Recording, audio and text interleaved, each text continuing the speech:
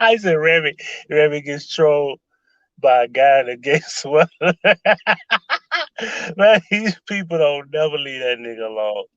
They ain't gonna never leave him alone, man. do do do do do do.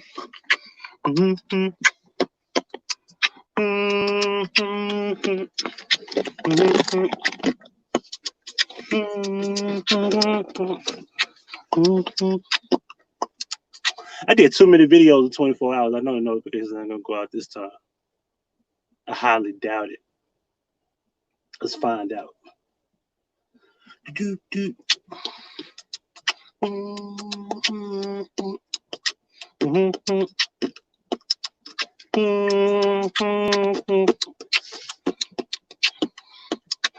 morning, Kelly. I just want to get a few things off my chest. Kelly, not Kelly, but Kelly in the building. Did you get a notification, Kelly? I don't know, YouTube is tricky. After 24 hours, when you do 3 videos, they say you don't get a notification going out. So I don't know how that works. I don't know if it's like anytime after 12 a.m. it resets. I don't fucking know. I don't know. I know in 24 hours I did 3 videos on this channel. And I heard after 3, you can't get the notifications going out. At least that's what I was told. Is the title correct? Is the title correct about Marques Houston? Is that the title? Let me go check. I even check my own shit. Let me check my shit. I'm being lazy. Hold on, y'all. Let me go check. Feel the fall. Let the rhythm take you. Okay, we live. Feel the fall. I got a dislike already. Ah, your mama's a bitch. Your mama eat pussy on period night. Anyway, so have you heard about this, Kelly? You heard about Marques Houston marrying a 19-year-old? Well, they're engaged. Let me take that back. They're engaged. Are you familiar with that? Feel the fall.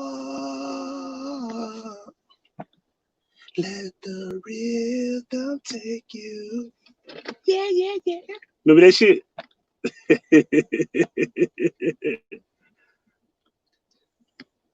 Focus on the flavor of the beat. I say the rhythm.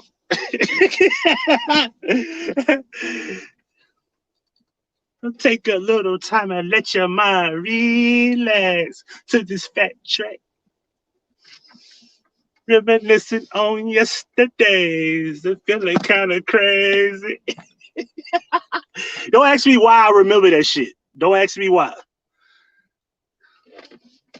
Okay, so I had an argument tonight. Why is it not okay for him to be engaged to a 19-year-old? What's the problem? Hey, man, what up, what up? Hey, MC, y'all, good morning. Why is it not okay? She's legally of age. I'm gonna drum roll because I know exactly what you're gonna say. Drum roll.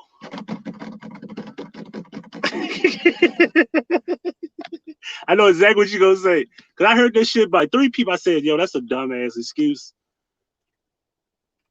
Take out my pen and I think I'm gonna ride. Nothing else to do. Oh, this crazy feel night, but to feel the funk.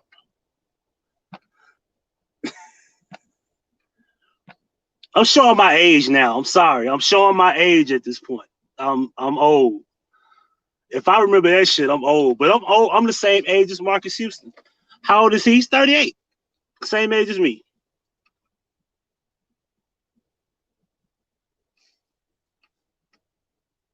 I really wanted to just do a video, but I was like, nah, let me get on y'all nerve with this shit.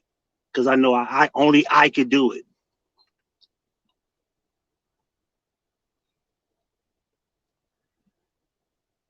Amen. MC, is there anything wrong with a 38-year-old marrying a 19-year-old? Oh, hell no. Well, tell me why.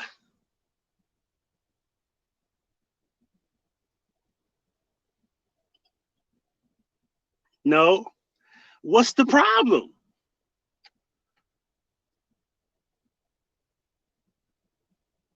I want to make a disclaimer. Huggie's 38 years old. I like older women, and I like women my age. I want to put that out there. So, with that being said, I don't see a problem with it. Nope. I personally have a problem with it. I would not be with a 19-year-old. That's just, I don't prefer that. It's just like dating. Is there is no problem? Oh, okay, you said no problem. Okay, cool. How long they been together? He met her when she was 18 at the Jehovah Witnesses convention.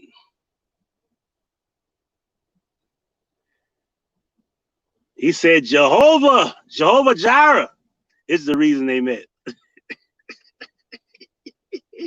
He old enough to be her dad. You know how many women I met that was old enough to be my mom?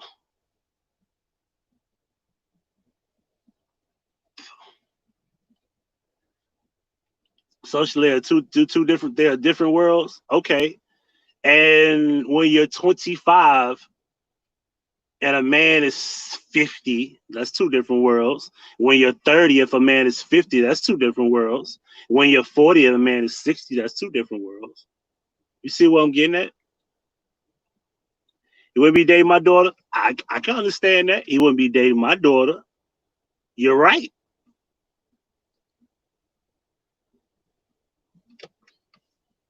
I can understand that. But you haven't gave me a reason. Reason he can't marry her at 19. I need a reason. Did I hit the note right? I don't know how I sound when I sing. I don't give a fuck what y'all think, honestly. He met her at 18 and got engaged.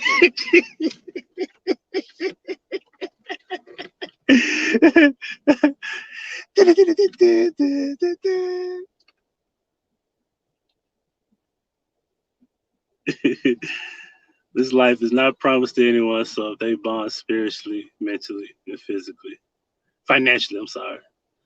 Why not? I think physically comes first. Like, damn, ain't shit. She said spiritually, mentally, and financially. She ain't say physically at all. Like, they can't bump uglies and then put their finances together. I get what you were saying though.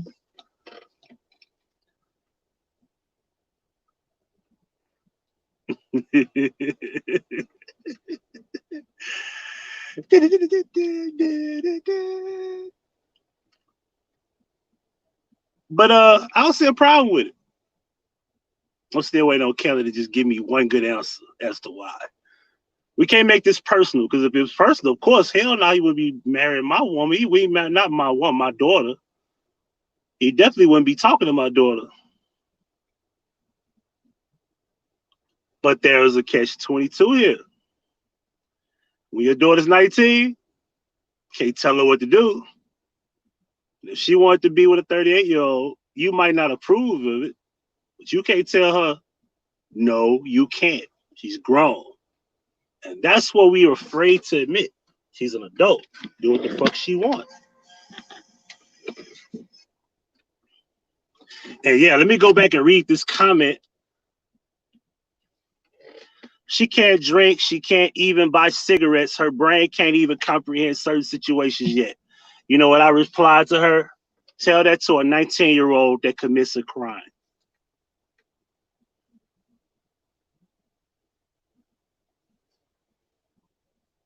Tell that to an 18-year-old that commits a crime. And in some states, tell that to a 17-year-old that commits a crime. And in majority of the states in the United States of America, tell that to a 16-year-old. I think the girl being 19 is legal. What's the problem?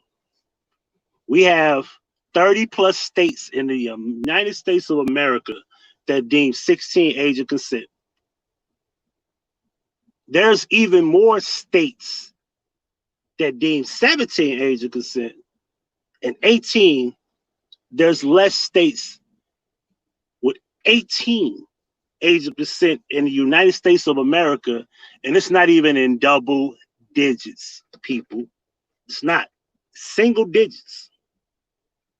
It physically is already set, so they already have 3 in the seat to be in seat.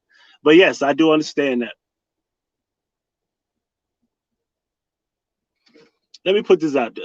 Let's do the thingamajig here. I feel like sharing. I want to share the stage with old Kelly. Copy. Come on. How do I? Can I type in here? Is that possible? Can I post a comment? Yeah, I can. Right there we go. I ain't done this StreamYard shit in a while, so I put that in the chat. There we go. If that's what they want to do, but I dated older men at the age, so I can't say much about it. I appreciate your honesty. Thank you for that. Kelly, would you like to come on the panel? I would like to share the stage with old Kelly. Bad and bougie, raw. So if they make it legal at 12, then it's okay. We're deflecting. We're talking about 19. We're talking about 19. 1999. Da, da, da, da.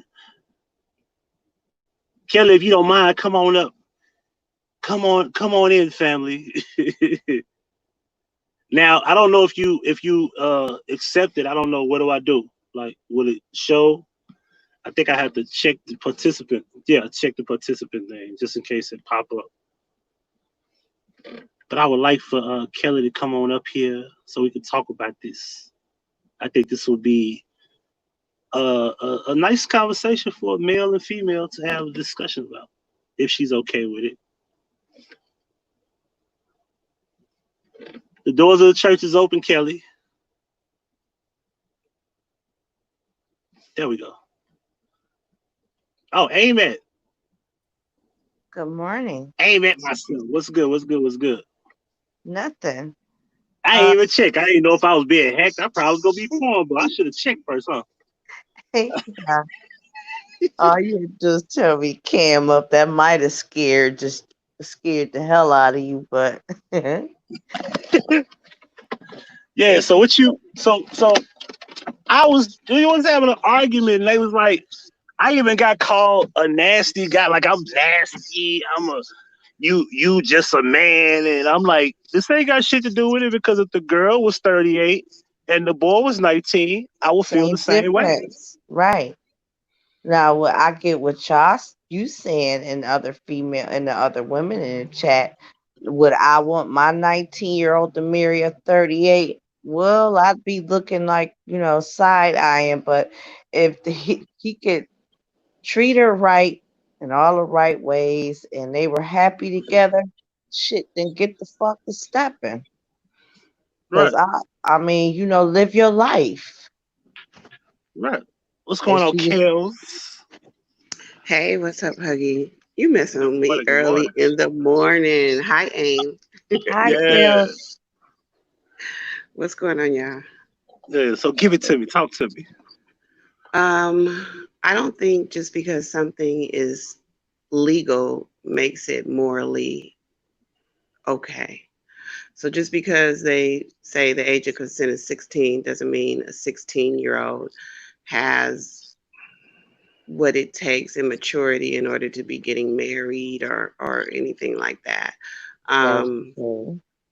So I don't go off what America says is legal. I go off of, what I've been raised to think is okay. And I know from being a social worker and raising kids that a 16-year-old and 19-year-old is not where a 38-year-old men are.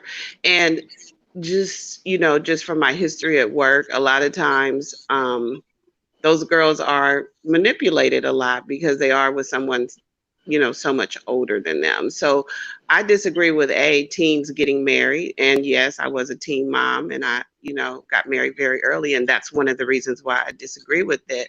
I feel like, teenagers need to get a chance to mature mentally. If you just look at their brain function, how they think, and somebody who's 19 is going to probably be a much different person by the time they're 25. So it depends on what the person wants out of the relationship. Is it just a quick thing? But you're saying marriage, so she may be a totally different person at 25, whereas he's already been allowed the time to go out and be who he wants, figure out who he is. So that's why I disagree. All right. Well, let me put this in proper perspective. So I'm gonna read the article because there's more to it. It's not that simple, right? All right. So it says that he announced at 38 that he announced that he was marrying a 19-year-old Miana Dickey, who was declared a missing person at the age of 15. Wow. Now, this is the interesting part. It says a shocker from one of the 90s most successful singers turned actors. Apparently, Marques Houston of Immature fame is engaged to a missing 19-year-old runaway. The news hit the internet a few days ago, and further details have since been discovered despite the parents' denial. There's a picture of them on IG, and I must say, uh, the girl doesn't look 19, but I digress. Anyway, back in 2019, Marques Houston of Immature turned IMX fame announced that he was happily engaged. It's been a few years since we've heard any music from the successful R&B artist. His last musical project came out in 2015, and most of his output has been in his new career in film and TV executive alongside his longtime controversial manager, Chris Stokes. The two have been partners in film and TV production space for a number of years. Stokes most notably directed and wrote the movie 2014, You Got Served, which also featured his other musical fame's group, B2K. Since then, the pair have a number of films and TV shows and recently have a number of projects. I think none of that matters. Let's get to the juicy part. Despite the controversy of his home as a music executive, Chris Stokes and Houston have kept to themselves in the past few years lately, rarely weighing in public on flare-ups in the associated acts of Raz B infamously left and returned to the B2K group a number of times over the years, sharing stories that he had been abused by Chris Stokes and others. Eventually, Raz B returned to the group as they went on their reunion tour in the past few years, but eventually left the group once again to deal with his own issues. And there's not much since heard from the affiliated families, groups, and clients. However, that changed when an internet sleuth became to deduce some information about Houston's announced fiance, and internet has some crazy questions about the couple who appear to have quite an age gap. Marques Houston's new fiance was 4 years old when he dropped his second studio album, and she was declared a missing person at the age of 15 and still on the list. I love the man's music, but ayo, look that nigga up. That was somebody wrote on IG. Can somebody please explain to me why Marques Houston, a 38-year-old geezer, is engaged to a 19-year-old who he allegedly knew before she was 18. And that's not even proven to be factual. I want to put that out there. They announced that they were in a relationship 11 days after she turned 18 last October. All right.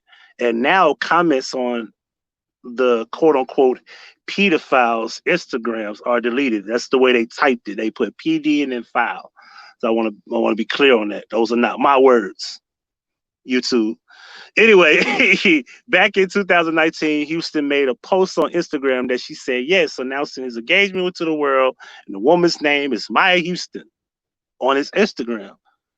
But internet sleuths were able to deduce that her real name was Mayana Juanita Dickey, They allegedly first started dating in September 2018, though not many people knew of her age at the beginning. It's a picture of them together. She has a ring on, and they're holding hands. An intrepid Twitter user raised questions recently, however, about Maya's age, and she met Houston at what age, and wondered why the age gap was so large, even if Maya is technically legal age. Um, I don't know if this still works. Can y'all not still hear me? I just want to make Yes. sure.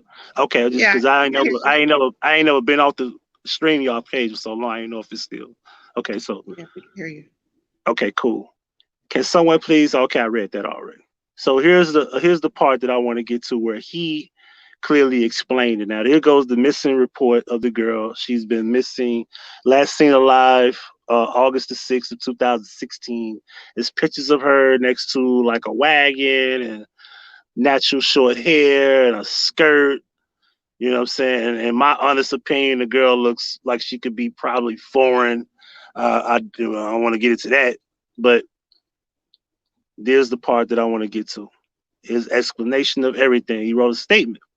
It's very lengthy, so here we go. With all this going on in the world, my love life shouldn't be a topic, but since it is, let me give y'all the facts, so you don't have to allegedly believe or create rumors. After reading a blog that was published about my fiance and I felt with this situation I needed to speak because this is not music or television. This is my family, my future wife, and my life. I met Maya in 2018 through a mutual friend. Never before then did I even know she existed. The fact that she was listed on one of our films was a misprint or someone being messy. Anyone can post on IMDb. I want to also make a note that that is actually true. You can put your name in IMDb and just like Wikipedia, but I digress on that as well. And there's no way someone that young could even work on a film set in the position of the art director because the position requires years of experience. Maya is like a daughter to Chris Stokes because we are all like family. Being a Jehovah's Witness, we all showcase true love like a family. That's it. Chris' real daughter, Chrissy Morales, became friends with Maya in 2018, where we all first met Maya at a Jehovah's Witness convention. It was then that Chrissy and Maya became friends. Maya and I didn't start dating till she was an adult. We fell in love. I got engaged in March of 2019. My dad, Michael, loves her, and the people I am closest to all love her as well. Most importantly, we have Jehovah's Witnesses. We have Jehovah's blessing. There is so much more to be concerned about in the world than creating rumors about me. No one ever gets facts anymore. They just run with stories. But hey, I get it. It comes with the territory. So to all the rumors about me, none of it is true. And that's the story. No twists, no turns, no scandals, just true love. There is nothing that can come to the light because there's no darkness in my life. You wanted the truth. I don't have anything to hide. So if you're waiting for something else, you'll be waiting forever. Please, please, people, focus on staying safe throughout this pandemic and continue fighting for what you believe in as long as it's true justice. And the fight is love and not hate because we are all matter of God, and I put God first in all things. I love all who support me, and thank you. I won't let you down. I love y'all. Peace, love, MH. So, what do you think about that? Well, he right with his statement, in my opinion. Um, age is nothing but a number, but if she was allegedly a runaway, you don't know what hardships and hard times or maybe whatever she went through, and she matured fast. Women mature faster than what they used to. But if they found each other, I mean, I don't see the issue. I mean, shit, the way the world is today, you know, you find some happiness grab it and hold on to it and hold on to it tight. Long as they're not mistreating each other, dogging each other, be scandalous in the media and all of that. I don't see an issue with it, but that's Kellz, what you think? I think that's a bunch of bullshit. I mean, not what you said, Aim, about the whole little article, because first of all, they announced their relationship 11 days after she turned 18. So you telling me that they had just been dating 11 days and they decided to announce their relationship? That I was done with the article at that He point. said he met at the Jehovah Witness convention. and Okay, they but they don't announced. they have Did you strict not say? rules? Did you not say that they announced their relationship 11 days after she turned 18? Yeah. Okay. So that means that he obviously did not announce his relationship 11 days after knowing someone. So clearly he was having, a relationship with her before she turned 18. That's So not what he wrote. I didn't say that's what he wrote. I said, I said, what I, I'm with you though. I believe he probably was I'm talking to the saying girl before people with she was common 18. sense know that stars don't announce a relationship with someone unless it's serious, and they don't do it after 11 days. So let's all of us with common sense just know that he was messing with her before she was 18. So to me, when you out and out lie like that, that gives doubt to the rest of the whole article. So I was kind of tuned out at that point because you're clearly lying. And what I hate more than anything is when this is the same thing. This reminds me of Kylie Jenner when she was with Tiger. I hate when media people just try to insult our intelligence and talk to us like we're stupid. Okay. Right. You don't announce your relationship 11 days after knowing someone. Clearly you was messing with her before she was 18. And I just feel like it's this R. Kelly bullshit where you wanna send him to jail for the rest of his life, but this man clearly was messing with a runaway girl, which means she obviously had some issues going on. Okay, and you want to announce your relationship 11 days after she's 18 and then say, no, just worry about COVID. Don't worry about me up here messing with minors. Just worry about COVID. No, it doesn't work like that. uh, hey, I feel you. Now, I will say this. I believe you. I'm with you on that. Like, I believe the good man was talking to that girl and she was Right, underage. I do too, Kells. But if they're Jehovah Witnesses, they have strict rules and regulations about being chaperone and the dating thing and all of that. Hey, BXO. So Hey, I mean, Belinda. maybe they relationship or friendship grew into that, and then when she turned 18, he was like, okay, now we gonna announce it to the world. But that's just me. But I agree with Kels. How 11 days after she turned 18. I mean, it could be looked at so many different ways. Now, I mean, if I wanna be honest about what he wrote it like, okay, we met this girl. She's at the convention. She probably was just so happened. Oh, when she's 18, and then 11 days after that, you got in a relationship with the girl. Now, this is another thing. He also, and I want to reiterate what he wrote. He said, and I quote, because he was confident about this. He said, and I quote, "Where's the article? What happened to the article? I lost it. I lost the Mm. damn article. Shit. Okay, give me a second. I want to read exactly what he wrote. He said, and I quote, where'd it go? Uh, there we go.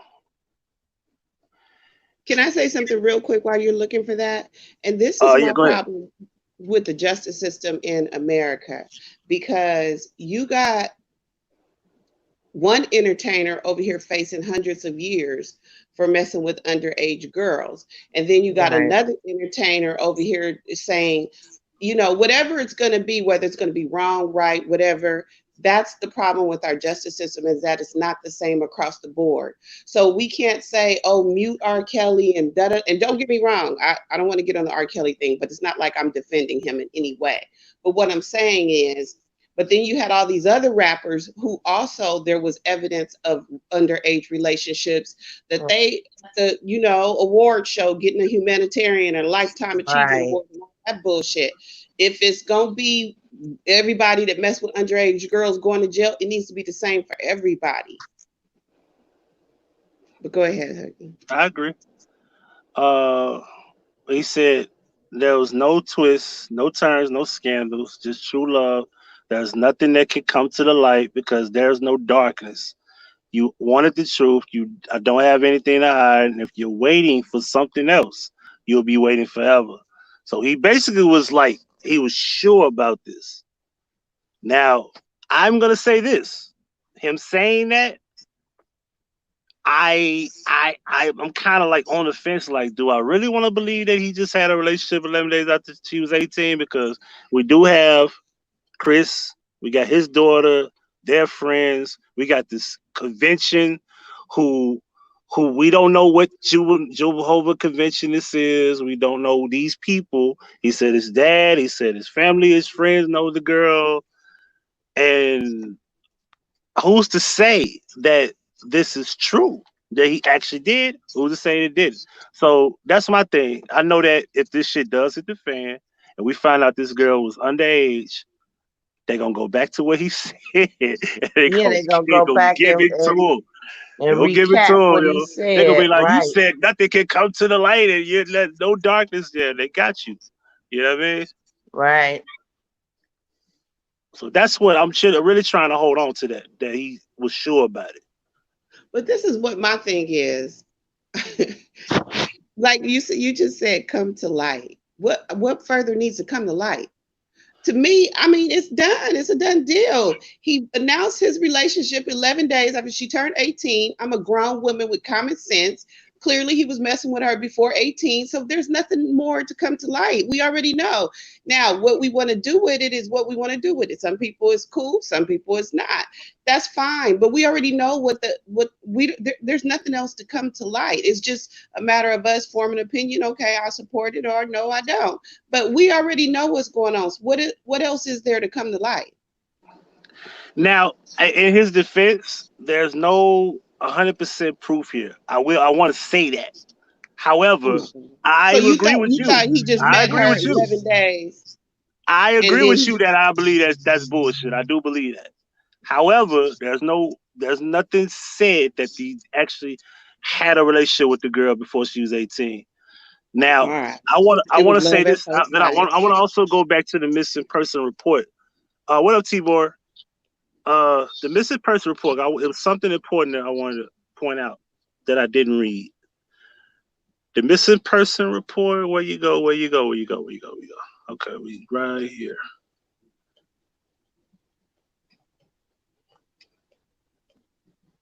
Okay, I thought that was it. Okay, here we go. It said that she went missing in Eugene, Oregon in August of 2016. It said last seen alive August 6, 2016. Circumstances: Mayana birth mother Paula Harris lost parental rights in California, and Mayana was adopted in California in 2012. Mayana ran Mhm. away from her home in Eugene, Oregon on August 6, 2016 at 8 o'clock in the morning. It is believed Mayana is with or traveled to her birth mother, Paula Harris, or maternal grandmother, Barbara Dotson of California. First name Mayana Juanita, middle name Juanita, last name Dickey. Details: last known alive at 15, race Black African American, female, height 6'62", 115 pounds, location Eugene, Oregon, appearance Black, Afro, body hair none, blah blah blah. So obviously there's already some problems there. She was, you know, Right. That's what removed from the home, run Kellz away. was saying. You know, So he running was from something. harboring a runaway. and taking her across state lines. We Yeah, can't okay. we can't prove that. We can only assume it.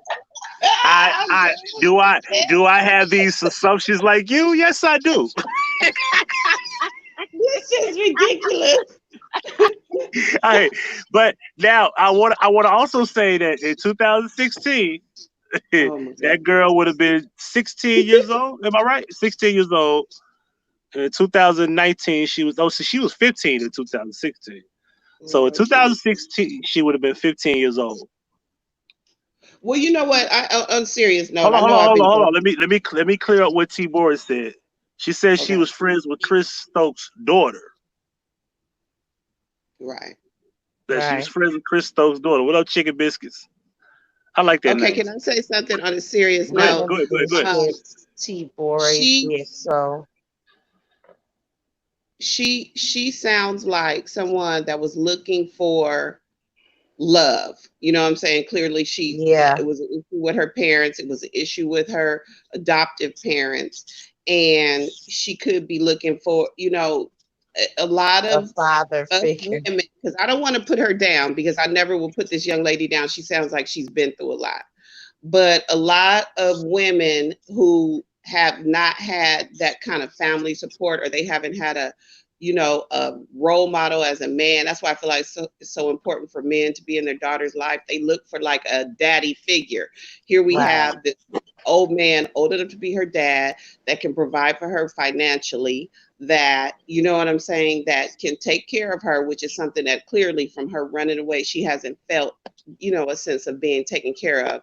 So even more, then that's why I feel like that's he's taking advantage of a young lady in a vulnerable situation.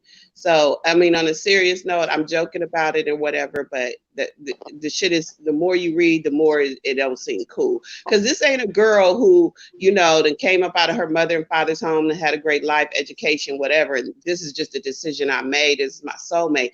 This is a woman that was a young lady that was in crisis, and somebody who's old enough to be her father took her off the streets and, you know, had sex with her underage. I mean, basically, that's what it is. I'm just gonna say it. Or Kellz, she could be manipulating him. Oh my God, he's a star. He got money. Uh, Nah, nobody at 19 looking at 18, 16. Nobody's looking at Marcus Houston like he's a star because they were kids when he was a star. They was no, I'm babies. saying, Huggy, she got to know his background. If you get what I'm saying, and she just might have just latched on to him. Well, I'm going with him because Because you he's a know, sense of security. right. Well, Yeah, I yeah. mean, she may not know his history. I mean, but obviously, come on now, let's not be stupid. We're 16. We know what a baller is. We know if somebody Right, got money. We know if a nigga can take care of us. Come on, right. that's not. Come on, that's simple. Well, this is the thing. Would it change your mind if the girl came out and all these different sources of people that know this girl, and let's just say the mother comes out and just says, "Hey, I was familiar with this, blah blah blah," and there's no cover up of the girl being with him underage. What if that happens? Which I Does that doubt make it. it But I'm okay? just saying. I'm So just that saying. so okay, so let's just say if that happens, does that make it okay? So then To if me, that makes to it me it okay, then does. we If need to release everything if R. everything Kelly, is because truthful. a lot of those parents said it was Hold on, hold okay on, for hold on, those hold on, girls hold to on, be with hold on, them because too. R. Kelly, all of those girls were not underage. But let's just say this: And a if lot the of them girl, if were. the girl is 19, and if she, no, I'm sorry, not 19, she was 18. If the girl was truly 18, the girl was really 11 days after her age of 18. If they're truly with each other in a relationship, because announcing a relationship don't necessarily mean you had sex. I can announce being in a relationship with a woman and Okay, not but have sex with her at all. but we're not celebrities. Okay, we're not celebrities. Celebrities do not come out and announce relationships off a bitch they met 11 days ago. That's just what it Mhm. is. So, I mean, we could come up with all the ridiculous scenarios you want to come up with, but at the end of the day, we know that he knew her more than 11 days. Let me also say this because I see this all the time. The brain isn't fully developed until you're damn near 25. So why don't we put an age range on 25 being a limit? Because nobody says that to a 19-year-old that commits crimes. 21, 22, 18. When a person commits a crime, they know right from wrong. Yes, the brain, the frontal lobe doesn't fully develop till you're 25, but we can't use that as an excuse as to dating, marriage, sex, etc. Right? Yes, we can. If that's the case, then we should do it for crimes because sex and crimes. I agree. Which one is agree worse? with that too. Which one is worse? You killing somebody or having sex? It doesn't matter. It's the same. Like you said, which one is worse? Concept. Taking a life or having sex? But we're not. But it doesn't. It's not about which one is worse. We're just saying. It's a good question. At the end of the day, that's a good question, though, isn't it? You have to answer that. Not. Let's just be honest. Let's just be honest about it. Question. Okay. No. It's irrelevant. But what do you want me to answer? When it comes to the frontal lobe, which is more important when a person commits a crime under the age of 25 or sexual pleasure? They're both crimes. Right. Huggie, not necessarily if a person is 18 and if it's deemed legal, then yes. But killing a person is never legal, even if you're 75, unless it's self-defense. Okay. At the end of the day, I don't think it matters. Wait a minute. You can't just say at the end of the day. I just made an excellent point. No, you really didn't. Killing someone is never legal unless it's self-defense. So you still have to fight the fact that your defense was necessary.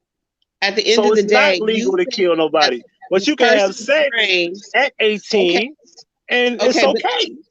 Okay, at the end of the day, the person's brain is not fully developed, whether they kill someone, whether they out having sex with adults. Bottom line is, developmentally, they're not where they can do that. That's the bottom line. Okay, they have to live the life and got out and why does that? Why does that only apply to sexual activity? It doesn't. That's the only time we bring this up. We don't think about that when they kill someone, rob someone, steal something, steal a car, carjack. We don't say these things in court. That's not true. We don't use that as no. That's not a courtroom. That's not a courtroom in America that says this 19-year-old killed this old lady, took her purse, robbed her, beat her, but his brain isn't fully developed yet until he's 25. That shit don't happen in court. We all know this. They don't bring that up in court. So you feel basically if it's not happening in court, then it's not wrong. I'm saying nobody brings it up in court. Okay, so if he's mentally stable, they hold him accountable as an adult. He's not wrong. But if he's mentally stable, they hold that man or woman as an adult. This is a fact.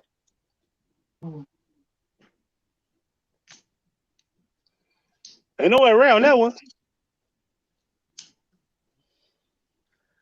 Well, I'm just why we get quiet? Why we get quiet here? Hold on. Why do we get quiet? Like, okay, let me repeat that. When a person that is of age, as they consider them adults when they commit crimes. No courtroom.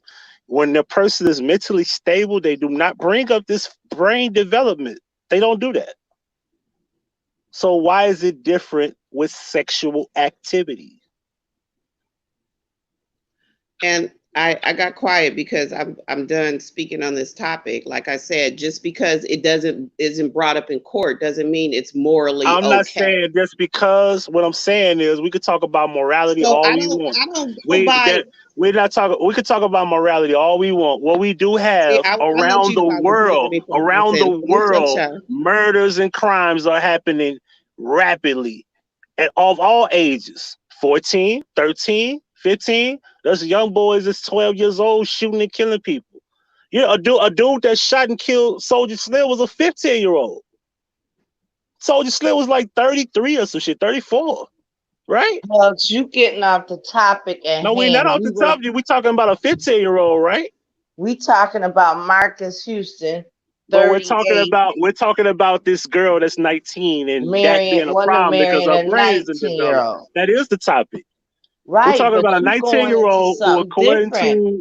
And according to what Kellz said, this 19-year-old, to her knowledge, her brain isn't fully developed, and even Tibori brought that to the front. yes, that could be true and all, but don't nobody know what this child then been through. She might be very worldly by running away and seen and done shit, and you know I agree with you on that because we they don't know what she's connected, been through. and maybe they was like, okay, let's do this. But I'm in my opinion, if he wants to deal with a woman that's young enough to be his daughter, it says something about him too. Because Ah, why come not on. somebody your own age? Yeah, you're right. You're right. So, what do we do here? Like, do we not accept what 19 is anymore? That's the question I want to ask you, Kellz. Anybody? What do you mean? I'm sorry. Clarify I your mean, question. a girl or a guy. Let's just keep it real on both sides. 19. Do we not consider that an adult no more? Do we Yes, write that off? but technically it's 21. Depends on what state you in. No, you're an adult in majority of the country at 16. Truth be told, Um, okay, well, that's a fact. I didn't here make the laws. here it was 18, so And I if we don't want, and if know. we want to go, and if we want to go into a historical factor, you don't want to know how old they were when they, centuries ago, Of course, even decades ago. they were probably 12 and 10 and shit, but It wasn't even a number. It was actually puberty was considered an adult. This is why you have bar mitzvahs. Bar the mitzvahs world is we when live in boys hit their today. puberty and they actually celebrate that, and he's considered an adult. This is a historical fact in the Jewish tradition. But we Hell, just go. We just staying on the level of American laws. Is 19 not considered an adult where they can do things such as marry whomever they want? okay. Like I Well, said, my thing is I don't go off of what is legal.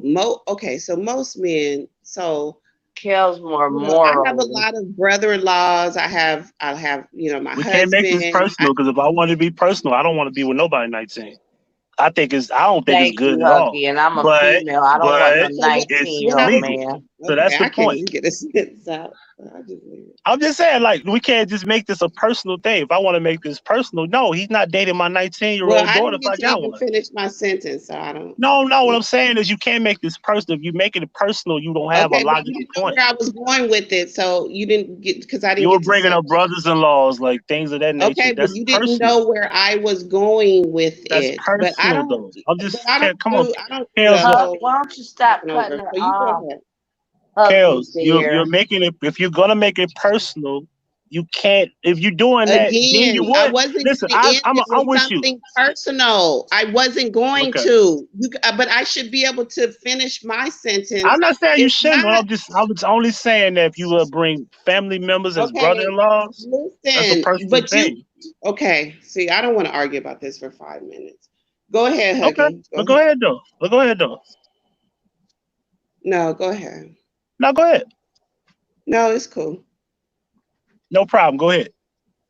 No, it's go ahead because I don't like to do the talking over thing and all that. I don't do that. So Okay, well you could go ahead if you don't mind. no, just go ahead. I'm gonna go ahead and hit this California bud and let y'all talk. Well, I'm just saying because if I could be personal, but my personal thoughts is irrelevant to facts. And I just said I wasn't going to end it well, on hold on. I was letting just you trying talk. You didn't want to to say anything. I was letting you talk, so you didn't want to explain. Okay, I'm sorry. Yeah. So if I want to make it personal, I not with a 19-year-old. Do not want to be with a 19-year-old. My daughter 19. I can say whatever I want, but my daughter's 19. I can't force her to not be with nobody because what? An adult. I can scream, yell, curse, disown her, but yeah, they're she can gonna do whatever do she what wants. they want to do when they're Thank you. when they're So grown. that's what I'm saying. Even if she's 18, she still can do whatever she wants. Does it make it right? Do I agree with it? No. Right. So it comes down to what's legal and what's not legal. Just like when you drink at 21, it's legal. When you drink at 19, it's not. But they didn't say you couldn't get married at 18. They didn't say you couldn't be on your own, go get your own place, go get a job, have a bank account, do your taxes, etc. at 18. So that's the fact. So I don't want to be, if I want to be personal, my personal thoughts don't mean nothing. And I could talk about what I think personally, but that's irrelevant.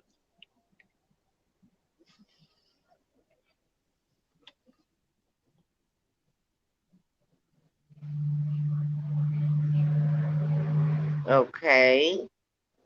Anything you want to say, Emmett? No, I think I'm done. Because I do agree with the fact that I don't think it's tasteful to be with a 19-year-old personally. I mean, I don't either. Just do it reverse. A woman and she wants to marry a night. No, I don't want nobody that, see, from a woman's point of view, I guess a man's too. I don't want nobody that I have to raise. And to say I had kids that age and they grown, and it's like I want to need to be on equal ground, with everything. It's just hard out here, but like I said, if it works for them, you know, off with it Because and he seems happy, and I don't know them personally. I don't know what that girl is going through. She might be traumatized that night. I don't know. That's true. On the surface, I like the way it looks, and he was very confident. So I'm gonna hold him to that. Like, bro, you better not have nothing come out the woodwork that you was just fronting about this girl being 18 and she was probably with you the whole time. You know what I mean? Yeah. So you feel like so you believe his story that he had just met her 11 days ago? Until further notice, yeah. I got my assumption. Yeah, my assumption is not true. Yeah. It ain't factual. I assume that they've been knowing each other, and then he didn't start coming out with it until she was of age. Like exactly. That's exactly what it was. But okay. I mean, we all got those assumptions. I'm pretty sure. Like, they're not factual. But I mean, see, this is the thing that I was trying to say when I was cut off. This is the thing. It's not always about what the law says. It has to do with what do people think in their minds is morally right. And what I was saying is that most of the men I know in my life would not fuck with no 19-year-old little girl when they 40 years old, basically. You know what I'm saying? Because they mind just like, okay, yeah, she fine, she this, she that, but I'm just not gonna fuck with no 19-year-old girl. You know what I'm saying? So to me, okay, the law has one standard of what can be, prosecuted in court, but then there's also a moral standard. Right. And everybody's moral standard obviously is different. But for me, like, it doesn't matter. Like, you took a runaway, dude. Come on now. That's the easiest pickup. Like, literally, I mean, I'm not trying to be mean, and I ain't even gonna say what I was about to say.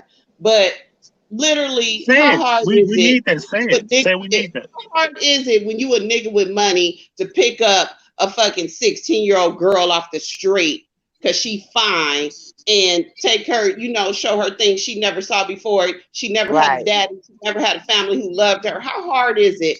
Come on, you got to be a weak ass nigga to do that. That's ridiculous. Yeah, if that is the case, you're right. You know, it's like he caught, you know, he just latched onto her because of her vulnerabilities, but at the same time, it could be both ways.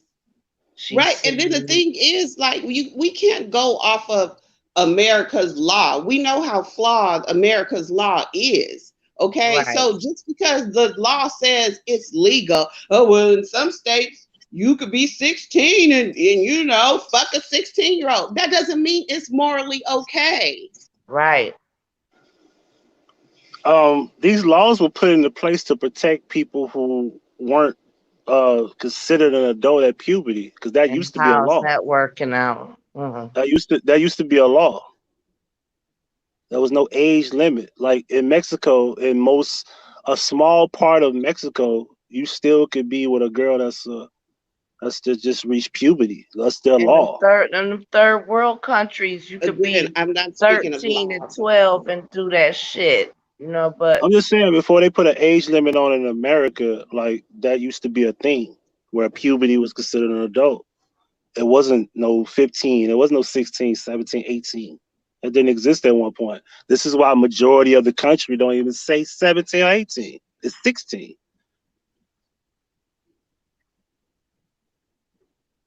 Well, so yeah, if the laws need to be fixed, then we need to be champion laws. Yeah, see how that'll work. Well, I know, like, for example, in California, we don't, it's not necessarily over 18, under 18. When, like, you know, as y'all know, I worked as a social worker, so it was more of a 4-year age difference. So if you had a 14-year-old with an 18-year-old, that's, you know, well, because I worked in a teen pregnancy unit. So if somebody comes in, you know, and they're having a baby and they're 14 years old, we want to know how old is the father. Right. So if he's more than 4 years old, that's something that would be looked into, because that's, you know, that's obviously. But if you got a 17-year and an 18-year-old, no, we're not. That's not something we're going to pursue. But anytime when the age difference is so great that that person has a mental capacity that is different from the younger party, then that's something that'll be looked into. So I just say, for me personally, you need to look into any man that wants to be with a child in their puberty, 16, all that gentleman needs to be looked into. I agree with you, Kellz. I do. But again, she is allegedly a runaway. It's no telling what she didn't seen, did, heard, experienced, and she might have just kind of, you know, latched on to him because, oh, I want you to take care of me. I want you to do this and this and this and that for me, because True. Yeah, I've never had, you know, I don't know what it is to have, you know, the highlight or, you know, riches or whatever. It's like it's kind of double standard, but it could go either way. I definitely agree. I haven't seen her picture, but she's probably a beautiful young girl, and she knows her beauty can get her certain things. You know what I'm saying? And that's what you would expect a beautiful teenager to do is, you know what? I never had a family. I never had a daddy. Let me look for somebody who could take care of me, who could hold me down. You know what I'm saying? I'm over here. I'm a runaway. I'm out in the streets. Oh, this nigga, Marques Houston, got money. You know, he got fame. He's flying me here. He's doing this and that. He feed me. I ain't hungry. I'm getting my hair done. You know what I'm saying? So hell yeah, that's what she gonna do. Right. Like that. It was that one girl that was in the R. Kelly documentary that kept saying that, like, she was young and she was not underage, but he was doing things for her, and that kept her around. You know what I'm saying? And basically, when he went to jail, she was supposed to be. I don't know if y'all seen it. She's supposed to be the girl or one of the girls that commits suicide if he did go to jail. Some crazy shit like that. Oh yeah, I heard about that. Yeah, that one girl was supposed to commit suicide, and she was in the suicide pack or some crazy shit like that. Yeah. Hmm. And I wanna repeat, T-Bori. It was Chris Stokes' daughter, Chrissy, some girl named Chrissy. She was friends with her at the Jehovah convention, right? So yes, I also want to agree with what T-Bori said about them covering things up. Yeah, you Right. also got to get these children to shut up too, because it's his daughter and this girl, and he's married to this girl. You got this father, you got this friend, you got these families, both of these families. I think what happens is that this girl, because uh, if she's still reported missing, being that she's of age, that needs to be cleared up. I think the parents and the people that adopted her need to speak up about where she's been. She needs to also let people know where she's been, and because that needs to be addressed publicly. I personally say so. You know what I'm Yeah. saying? He don't have to. He could just tell her to be quiet, don't say nothing, but that needs to be addressed. We need a point of reference Me where she was at. personally, if that was my relative or whatever, I would say don't say shit. Just let it. Just let people think what they want to think. Because the more they say, it's just gonna backfire on them. Just like the whole Right. we announce our engagement after 11 days. They just need to be silent. They need to move off into the Not sunset. engagement, not engaged. It's a relationship. Oh, okay, relationship. So they need to just move on to the background, just let everybody talk about it. Cause you know how we are in, social media. We're gonna be on this for 5 minutes and then we're gonna be on to something else. But if they keep releasing statements, then we're gonna keep talking about it. So if that was my daughter or my relative, whether Marcus Houston or her, I would say, y'all just shut up. Don't say shit else about it. Right. Y'all already said it's our business. We don't want to talk about it and just move on. That's what I would do. Right, Kellz. That's damn right. Because let's be honest, the only people that is seeking all this going into, we gonna call your relatives and stuff, is us people on YouTube. The bigger Right. media is not doing that. So at the end of the day, the bigger media, they're gonna be like, okay, they didn't say nothing else. Okay, well, so what's Kim Kardashian doing? You know what I'm saying? So they're not gonna. Right. They need to just shut the fuck up and just move on into the sunset and just let the shit die. Next story or next scandal, Exactly. Just whatever. let it Yeah. go. Yeah, because it's only a matter of time before they blow it up, because he hadn't Of got married yet. course. So once he get married, it's gonna be like he married a 19-year-old. And I was like, and me Yeah. personally, like I said, like if he's happy, I'm Like happy. Kobe I just Bryant, don't. his wife, he met her and fell in love with her, and she was still a senior in high school. Oh It got yeah, I so do bad. remember that. Yeah, that's true. Yeah, she had to come out of school and you know, finish at home, but because of the celebrity I status, do remember that. You so right. You so right. Yeah. so I mean, it's just you got to know. And she was a shelter girl. Now this one we talking about now, I don't know. She might have been around different uh celebrities or whatever, or rubbed elbows with him, and then seeing that he was looking at her and digging her or whatever, and went on from there. Or it could have been vice versa. He zeroed in on her. Who knows? But it's just it can get messy. Look at Elvis and Priscilla. Shit, he Exactly. met her when she was what, 15, and he couldn't It- wait. He had to wait to marry her when she turned 17 or 18. as they say, you know. But but what we don't talk about is, and let's just be real, we're more protective to girls. I'll drop the link again. Okay, hold on. We're more protective to girls in the Mhm. situation of what happens with Right. what happens at a certain age. And I'll be the one to tell you, like, I was 19 and I remember 35-year-old women like trying to get with me.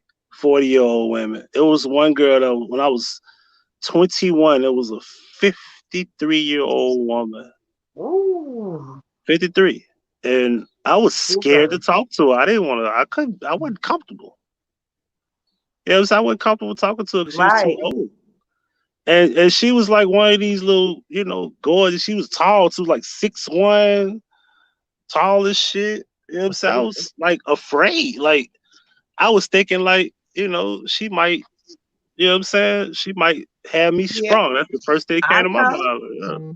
Yeah, Like I that ain't trying is. to. I know what the fuck. I heard about it. I would never been sprung at that time, but I know I heard about how crazy that shit is. Hey, how you fucking Right. losing your mind? You know what I mean? I ain't trying to lose my mind fucking no 53-year-old. But as I got older, I would have, like when I was 25, 26. Oh yeah, I would have. I would have got with that 53-year-old girl in a heartbeat because I like to challenge. I like challenges, so I'm at it. You know what I'm saying? Like I'm 38. Give me Yeah. a 60-year-old chick if she don't look 60. It's going down. That's just me. You know what I'm saying? I like challenges. I'm with it. You know? that's funny. I don't think I personally just like the way I look at things. I don't think that I don't agree with it. I don't think it's tasteful, but and like I said, I keep going back to morality and legal standpoints is like iffy. It's weird and it's like I can't say what's more. I can't say what's moral. Like I think 19 is like in the situation she's in. That's the situation. I can't just say this girl was 19 and she had a productive life. Her mother and father were there. I can't say that about her. I can't say what's really going on. All I do know is if you look up the pictures of the girl is gorgeous. You know what I'm saying? She was, a beautiful little young girl in the Of course pictures of she her did. being missing. She was like, she had like natural hair, but it just looked weird to me. Like, if I want to get on my conspiracy shit, let me get on Oh, my conspiracy shit. You know what I'm love saying? that. They probably took that girl and put her in the fucking MK Ultra fucking laboratory for all I know. And she might think that everything is perfectly fine now. She That's might not true even too. remember her family members. She might not even know who the fuck they are. That's true. But we won't know until she able to talk and really be able to socialize with the public and we see who she really is and she get to talking. That's true too. And that's a good thing to think about. Kel, what you Mhm. think about what I just said?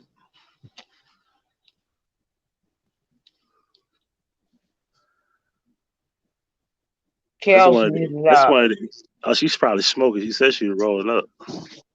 Oh, sorry, That's I'm one. That's eating. one. That's one of the industry moves. Marques Yeah. Houston, you found you a young girl. Yeah, we do that pedo shit around. Oh, word. Oh, look, we'll take the 15-year-old girl. We're gonna groom her for you, but you gotta Right. give us a few months. You know what I'm saying? We gotta hire her out till she's 18, and we'll make it to where you can come And soon. we'll have Yeah, her like T. ready Boris for said, you. group. See, but I try not to be the conspiracy theorist. I couldn't help it. It was just I was itching to say it, and I couldn't help it. I know you was. I was like, I couldn't leave it out. I had to say it. But I think they probably, if anything, worst case scenario, they groomed the girl, and she is who she is now. Yeah. And Marcus Houston got him a quote unquote great 19-year-old woman. Unquote. I say that with all due sincerity.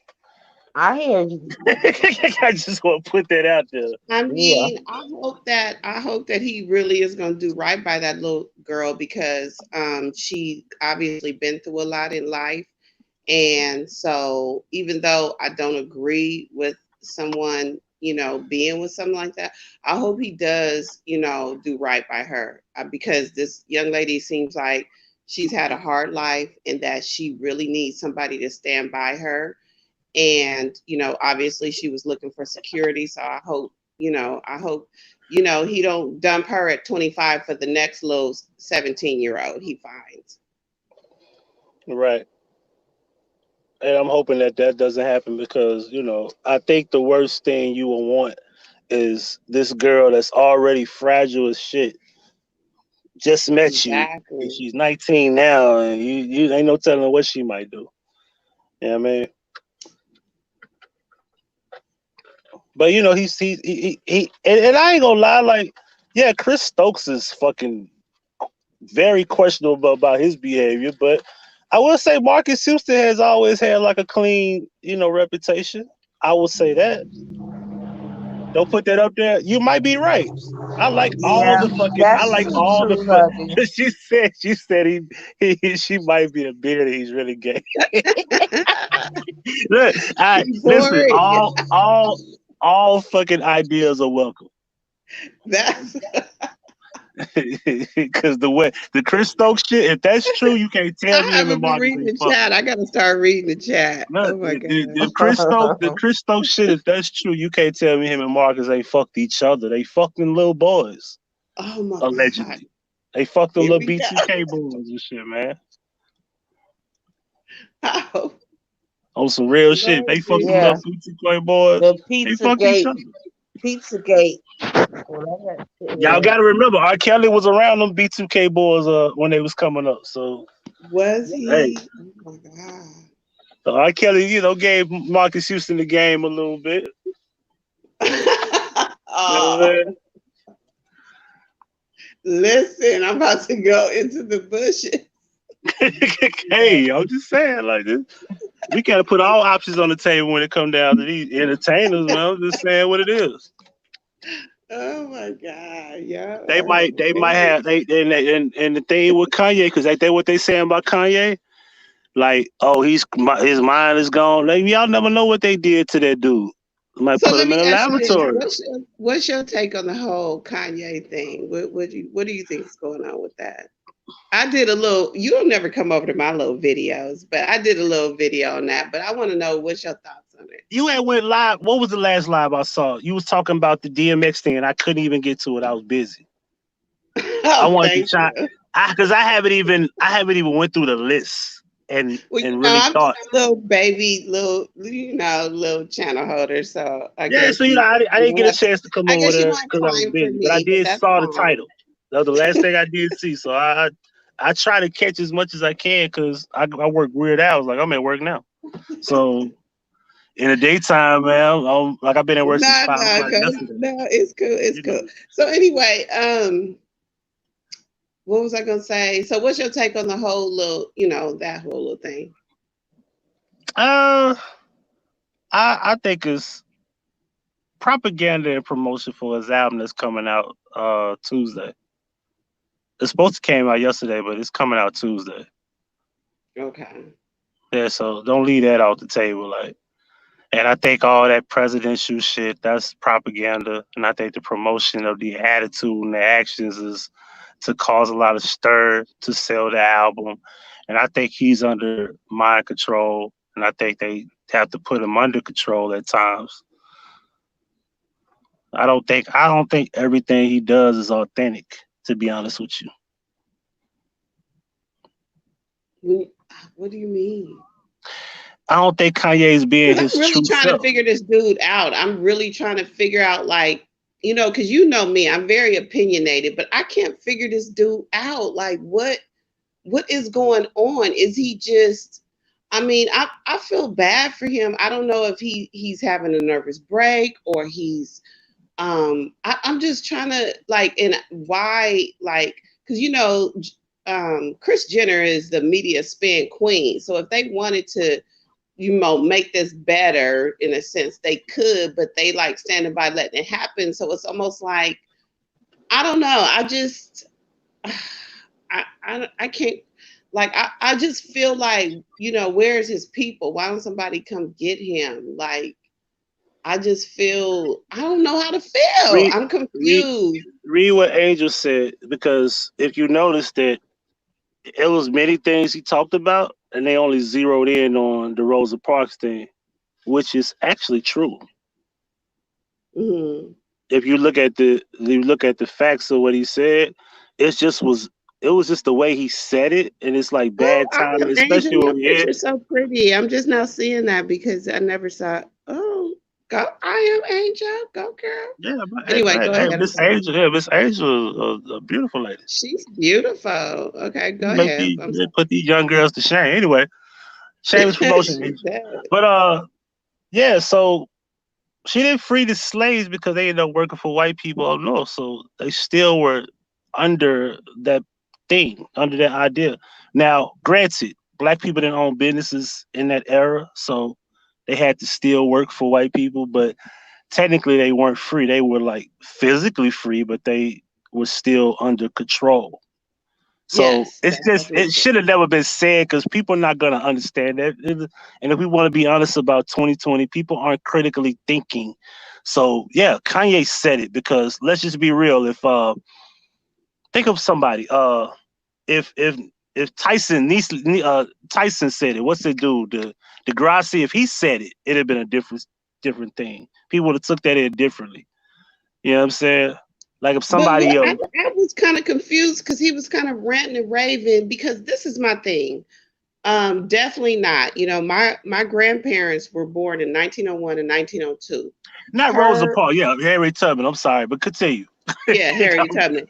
Her, you know, my grandmother, my grandmother's mother was actually, she was born in 1980, I mean 1885. And slaves were freed, I think 3 years later or something. But people don't understand, they were still under control because they were sharecropping, which basically means they worked like slaves still, but they were Right. just live, you know, they were working to be able to still live on the plantation. So even though slaves were freed, I think I'm not exactly sure, 1885, 1887, something like that, they still, like you said, were under control. So people shouldn't get that mixed up. Exactly. I just think that him saying it, nobody really looked at it like that. And you know what was funny is that not many people said, okay, yeah, he's right, but he's running for he's trying to run a presidential campaign, and it's Kanye like, yo, you can't say that. But I know for a fact if somebody that was well respected said that, it would have been different. No, it would have been received different, and nobody would have had any problem with what was said. Well, okay, It's what just did that he he say said it. though? What did he say though? He said that Harriet Tubman didn't free the slaves. That's That, what he okay, said, that's a lie. and that's all they zeroed in on. They didn't think about nothing else he said. Why did he say that? The context. To be honest with you, I got to go hear the actual context. But Is that the when he was the going through his statement little the rant statement is thing? actually true though. Yeah, the statement was true though. She did free slaves. No, if they still, like you just said, they were still sharecroppers for the people up north. Oh, No, okay, they okay. technically weren't. I It's a got you. technical I got statement. you. It I should have got never you. been said. You know what I'm saying? Right, That's right, why I right. said like he only Yeah, said that because he only said that just because. Like let's just like spark, and I think he's controlled. Let's right. just say that. But he mentioned many other things. You know what I'm saying? He was telling people about, like what let me go back to what Angel, what was that? He has, because I want to be clear about what he talked about. Let me go back and read what she wrote, because I meant to read it. He said he discussed the growth of people, agriculture, and business. He actually spoke about that.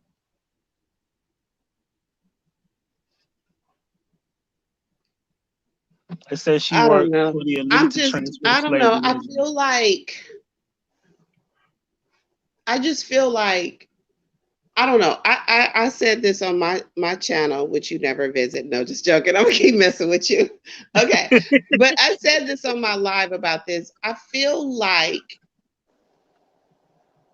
we all know Kris Jenner. She's a G. You know what I'm saying? She got this. She took her daughters who had basically no talent or nothing, and made them 100 million billionaires. Okay, so They made her husband a woman. Go ahead. she knows how to spin things, but she chose to let this hang out there like that. And I only feel like it's for a reason of when Kim goes and files for divorce, it could be like, yeah, because see, look how unstable he was. Look what he did. That's why I had to do what's best for me and my kids. I feel like they said they've been talking about divorce for months. I feel like they're just doing this to make him seem like an unstable father. She can leave him. She can get full custody of her kids. He's unstable. She can, they don't have a prenup apparently. She can take as much of his money as she wants and she can move on. That's how I feel. Now, I could be wrong because I don't follow it like that, but that's how it looks to me. Yeah, you're right. And I just think I that don't know where his people are, why they ain't coming and getting him, like his mama's sisters, like whatever. Like, no, we stepping in. What the fuck's going on? You know what I'm saying? Like, come on now. He like has nobody for him. And whether he's having a nervous break, whether he's legit in what he's saying, whatever, I just feel like he's just left out there to look a certain way for a certain reason. Because let's just face it, the Kardashians, they're culture vultures. You know what I'm saying? They want their little, black kids. You know what I'm saying? She then had babies by the biggest rap star. I mean, he served his purpose. Look how they mama did. Look how Kris Jenner did her first husband. She started fucking around with a young dude, became single, got with the Jenner dude. When she was done with him, dumped his ass. That's how they do. I think that Kanye is controlled, meaning that if you really want me to be honest, I think if Kanye had any sense of intelligence, he would have never even been with Kim Kardashian in the first place, knowing who the mother is, knowing how they roll, how everything has been the way it is. And I think this is all by design. I think this is all a script. I just think this is all how it's being played. Or if it's real, he's being forced into all of this. It's kind of like watching Will Smith at the red table. That shit seems so scripted. And he's just dealing with it because he's probably not even comfortable with his kids being the way they are. He's just dealing with it. You know what I'm saying? It's like Dwayne Wade. You see the real him come out when he said what he said about Nick Cannon. He had to double back and apologize. And the masculinity went out the window all over again. Let me go back to being myself as they want me to be. The guy with the boy that's supposed to be the quote unquote girl. You know what I'm saying? I just think a lot of this stuff is by design. Like you should see people speaking up for Kanye. You should see more people standing on Nick Cannon and saying, no, we gonna ride with him. But it's something about when you speak about that 1%, you gotta back down. Everybody back down. Even Tariq Nasheed back down. So this is my thing, being from LA and knowing, a lot of like even the lower level jobs from production assistant to whatever. And I don't even know if I should say this online. No, never mind. Say it. No. What up, Alec Crooks? Say it. I'm just gonna so let me say it this way. Everybody knows there's one predominant group that holds the key to Hollywood and production contracts and things Jewish like people? that. So I'll say it for you. Everybody knows that if you speak against this group, you could be blacklisted. You could be like everybody, like even, I'm serious, even down to the little jobs, like I said, production assistant, because my niece is like a production assistant for one of the major studios. Like you don't say no type of, like you can get blacklisted really quick and can't be able to get a job. So, and that goes all the way from the top to the bottom. So I just felt like I love Nick Cannon. I didn't want him to say nothing like that. I didn't want him to say that. When he did it, you already knew, yeah, they're going to fuck you up in a matter of a few days. Watch. And that's why I said, like, I think that's why my channel's blacklisted because of things like that. But yeah, like T-Boy just said, like, you don't say it on live. I'm like, yo, I done said it 1,000 times. in the last 6-7 years I've been on YouTube. So it's like, you know, I have to make a new channel and vow not to say it or water down my content and not say it. Like I at least start saying it like Tommy said. He say juice. And sometimes he slips up and says it. You know what I'm saying? But he starts saying juice. You know, them juices. Been up here 6 you know? or 7 years. That's a long time. I've been on here actually, I want to say making content, I want to say just really 6, but I've been on here since 2012. Wow. Like, I used to put up bullshit videos like little kids fighting with boxing gloves and stupid shit. Before it's like really speaking and actually talking when I do content and actually having an opinion, 2014. So let me ask you this. What do you, because I didn't come on here until after the whole Kanika thing, right? Because I was interested in that. But being somebody here that was here before then, okay, what do you think is coming? Because it can't continue to be this forever. Like, this is getting boring, like sparking up every day, arguing. Like, what do you think is coming next? Because you was here before the whole Kanika thing. So, like, what do you think is in the future for this? Because I really, honestly, I think about every other week of just shutting down my channels because I don't, where are we going with this? Like, now that whatever's going to happen with the case is going to happen. I mean, is everybody just going to just argue every day forever? Because if so, that's crazy. Well, before I say that, let me tell you the people who were here just as much as I am, or before me, or around the time I was on YouTube. Mike Larry, Yvonne, Tiffany Draper, Planet of the Fakes, Unc Fed, Logic. Damn, I don't want to forget nobody. Shit, I think that's it. If I forget anybody, forgive me. I don't want nobody to be mad at me, but those are the people that were here before you, the Kanika thing. So it's like I was familiar with Tiffany Draper years ago. I was familiar with Planet of the Fakes a year before Kanika. I was familiar with Yvonne a year before Kanika. You know what I'm saying? I knew all those. I knew who Mike Larry was a year before Kanika. So we were all familiar with each other, you know. And some people won't admit it, but I was familiar with all those people before the Kanika thing. So this is what I want to say. In this community, there's no end game. So what happens is people have to want to not watch bullshit beef. Like, I'm not even gonna front. Like, I like to see a little bit of drama, but sometimes the shit is repetitive. Like, how many times you gonna play the same live from 2018 and talk about it like it's relevant in 2020? How many times can you sit up and talk about a person with a disease or a person that had a kid out of wedlock or whatever the case may be? Like, it's only so long you can keep doing this over and over and over. So it's like, after so long, the shit gets boring, but apparently to most people, it don't get boring. And in this community, I've said it before and I'm gonna say it again. In this community, we have drug addicts, we have recovering drug addicts, and we have mentally unstable people, and we have people who have relapsed. And then we have the small little bit of percentages who you sprinkle them around. Those people really just messy as fuck. And then you have people like myself who are honest with themselves and say, I like watching some of this shit, but I'll be like, I ain't finna watch that shit. This shit, I don't want to see that. That's not funny. And then sometimes I'll be like, damn, she did that. He did that. Damn, that's fucked up. So after so long, I'll get tired. But I work a lot.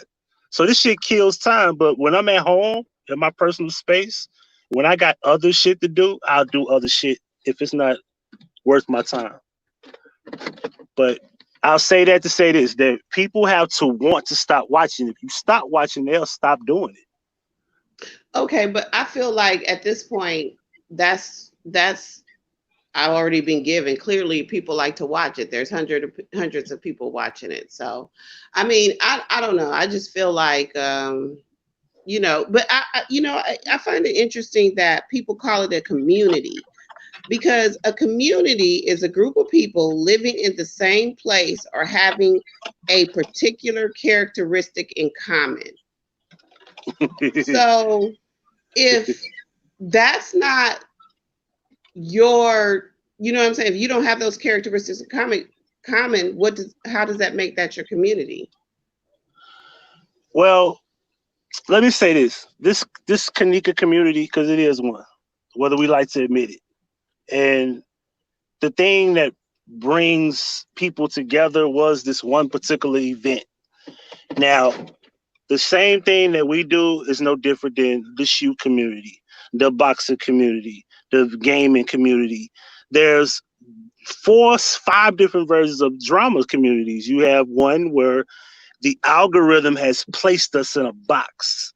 And I talked about this with this thing called an algorithm, where it placed us in a box. If somebody, quote unquote, finds, and I don't give a fuck, they can get mad if they say whatever they want. A person finds Bombshell's channel and never heard of her till today. They find our channel, they subscribe to our channel. These recommendations will pop up and they will be like, Bloody Kiki, or it'll pop up Controller, and these different people that she's talking about, because she's in an algorithm, and that's what the system will generate. So when you go to Straight Drop, it'll be like, boom, you subscribe to Straight Drop, and what will come up, the Robinsons, and then it'll be like YouTube Core TV, and then it'll be like Joanna, and then it'll be like all these different channels that's like associated with him because he's in an algorithm. So what happens is the algorithm keeps you in a box, and it's labeled that way. When you go to the shoe community, you got Ron Reviews, you got Skinny, you got shit. Damn, he gonna be mad I ain't say his name. What's happening with your YouTube? Shit. He know what I'm talking about, because he say that same little word in his intros. What I'm saying is that these communities are being done that way because that's the way YouTube has designed it. It's not our fault that we're in the same community. What happens, you came from a different part of the KJ community. And then these other people came from a different part. And then we got this other side of the KJ community that's now beefing, doing KJ J4K videos like, what's his name? Trey Gang. And what's the dude with the afro? We got his name. Slime News. You got Trey Gang. You got Illuminati. And you still got Brad Forall. I found out he was still doing Kanika videos. Then you got Hell of Alive. And you got Candace. So there's people still in the community. They just not in our algorithm because they're not talking about us. They're talking about either each other or what is related to what they talk about. I mean, so if you want to get into a totally different algorithm, this is useful information, because so if you want to just get into a totally different algorithm, then you need to just start a new channel and not subscribe to anybody over here. And not watch. Okay, well, I did a video about it. See, I give people the game and and I'm not saying you should have learned it, but I give people the game and they sleep on it. So this is what I'll go look at it. I'm always open to learning stuff. All right, so how you get out of the algorithm is simple. You unsubscribe from everybody that you don't want to be associated with. If you want to keep up with shit, go get you another account. Go get you another account and then subscribe to them like I do. I got an account that nobody knows about that I subscribe to all these people. And then the people I do subscribe to, what you do is if you're going to subscribe to them, which the account that you want to get out of the algorithm with, don't hit the like button, do not comment, do not share, because what happens is the system will eventually wean itself off, but you got to work, do uploads, keep doing videos, keep doing content, keep doing uploads, and find all your old videos and like hide them, put them on private so they don't exist. And then eventually you'll be like me, because somebody said they went to my video and they saw me in the algorithm of some dude, Hip Hop News. They saw me in that algorithm. They didn't see me in the Kanika algorithm where these other channels pop up as recommendations. Okay, There's some interesting. people have figured it out over here, but you know, once you get drawn back into it, this is why now if you notice, and I'm gonna say his name. I don't put dude name in the title. You know who I'm talking about. I don't put his name in the title. He's Cool. Frankie. I don't put his whole name in there. You know Okay. why? Because I'll be in his algorithm, and I don't want to be in that. Oh Lord Jesus. See, that's another way to stay out of the algorithm. If you go talk about somebody, don't Mhm. put their name in the title. You know who taught me that? Tommy Sotomayor taught me that. Oh, Putting a person's name in the title is definitely gonna have you in the algorithm. gotcha. Yeah, so it's pretty simple. The system puts you where you don't want to be, whether you like it or not. So it's all about how you do things. If you do videos about rappers all day and gossip, you're eventually gonna be in the Lovely T community and the Tasha K community and all these other channels that do tea, quote unquote, stuff. See, that's what I came in doing is just reviews on shows.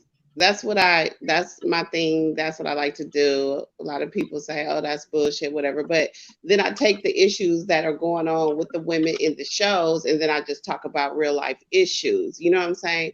Um, but you know, I'm not like I did what you said as far as unsubscribing to a whole lot of people, and that's good because when you unsubscribe or when you say like if their video comes up and you click I'm not interested and then they say why and then you say I don't want to see anything else from this channel.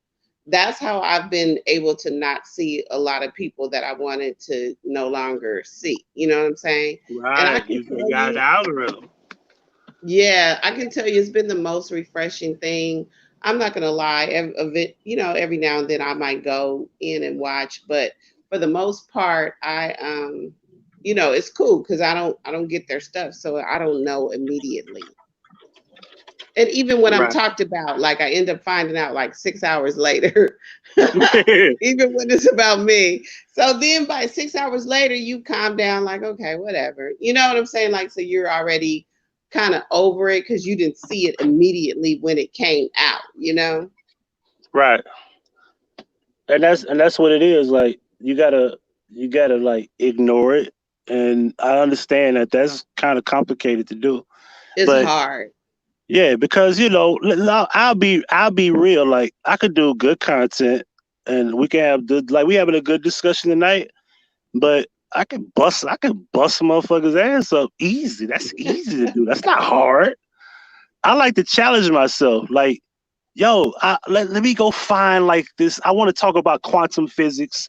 I want to talk about telekinesis. I want to talk about shit like that.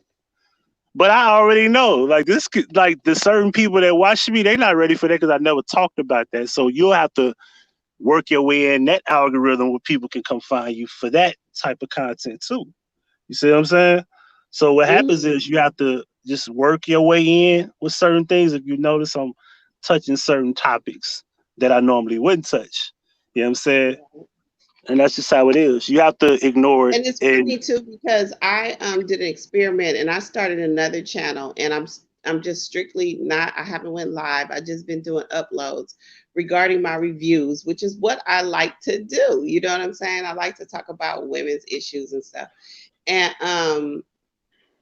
even though I've been over here for a long time and I've only been doing this experiment over here for like about 6 months, I get more views over there. And I haven't even went live. I just been doing uploads. It's right. crazy. Yeah, just stay at it. Like, and I tell people, the thing that gets people to But quit like is they you see said, that I they're don't not subscribe to anybody over here. Nobody even knows about the channel, probably except for, Money Team or whatever. But good. Keep it that yeah, way.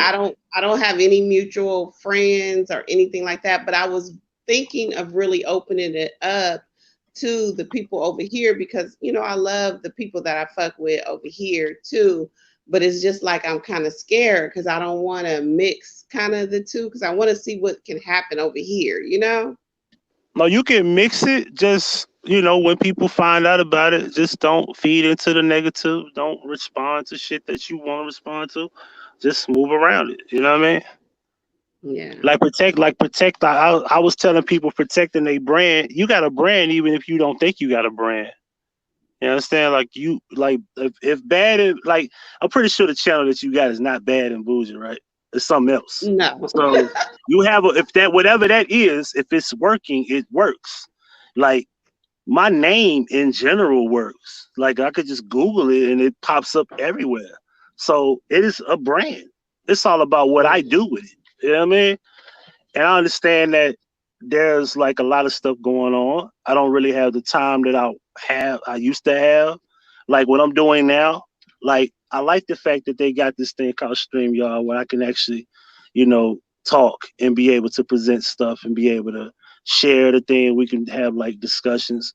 But it's times that I physically, mentally do not want to do none of this. So I don't force myself to Right. talk, which is another thing people got to stop doing. Stop forcing yourself to talk. Have something to talk about. It's when you do, because I'm not gonna lie, a lot of these new YouTubers, they get on this motherfucker, and I don't want nobody to get mad at me. A lot of these people get on here and they just be like, "So what y'all doing? What y'all got going on?" Uh-huh.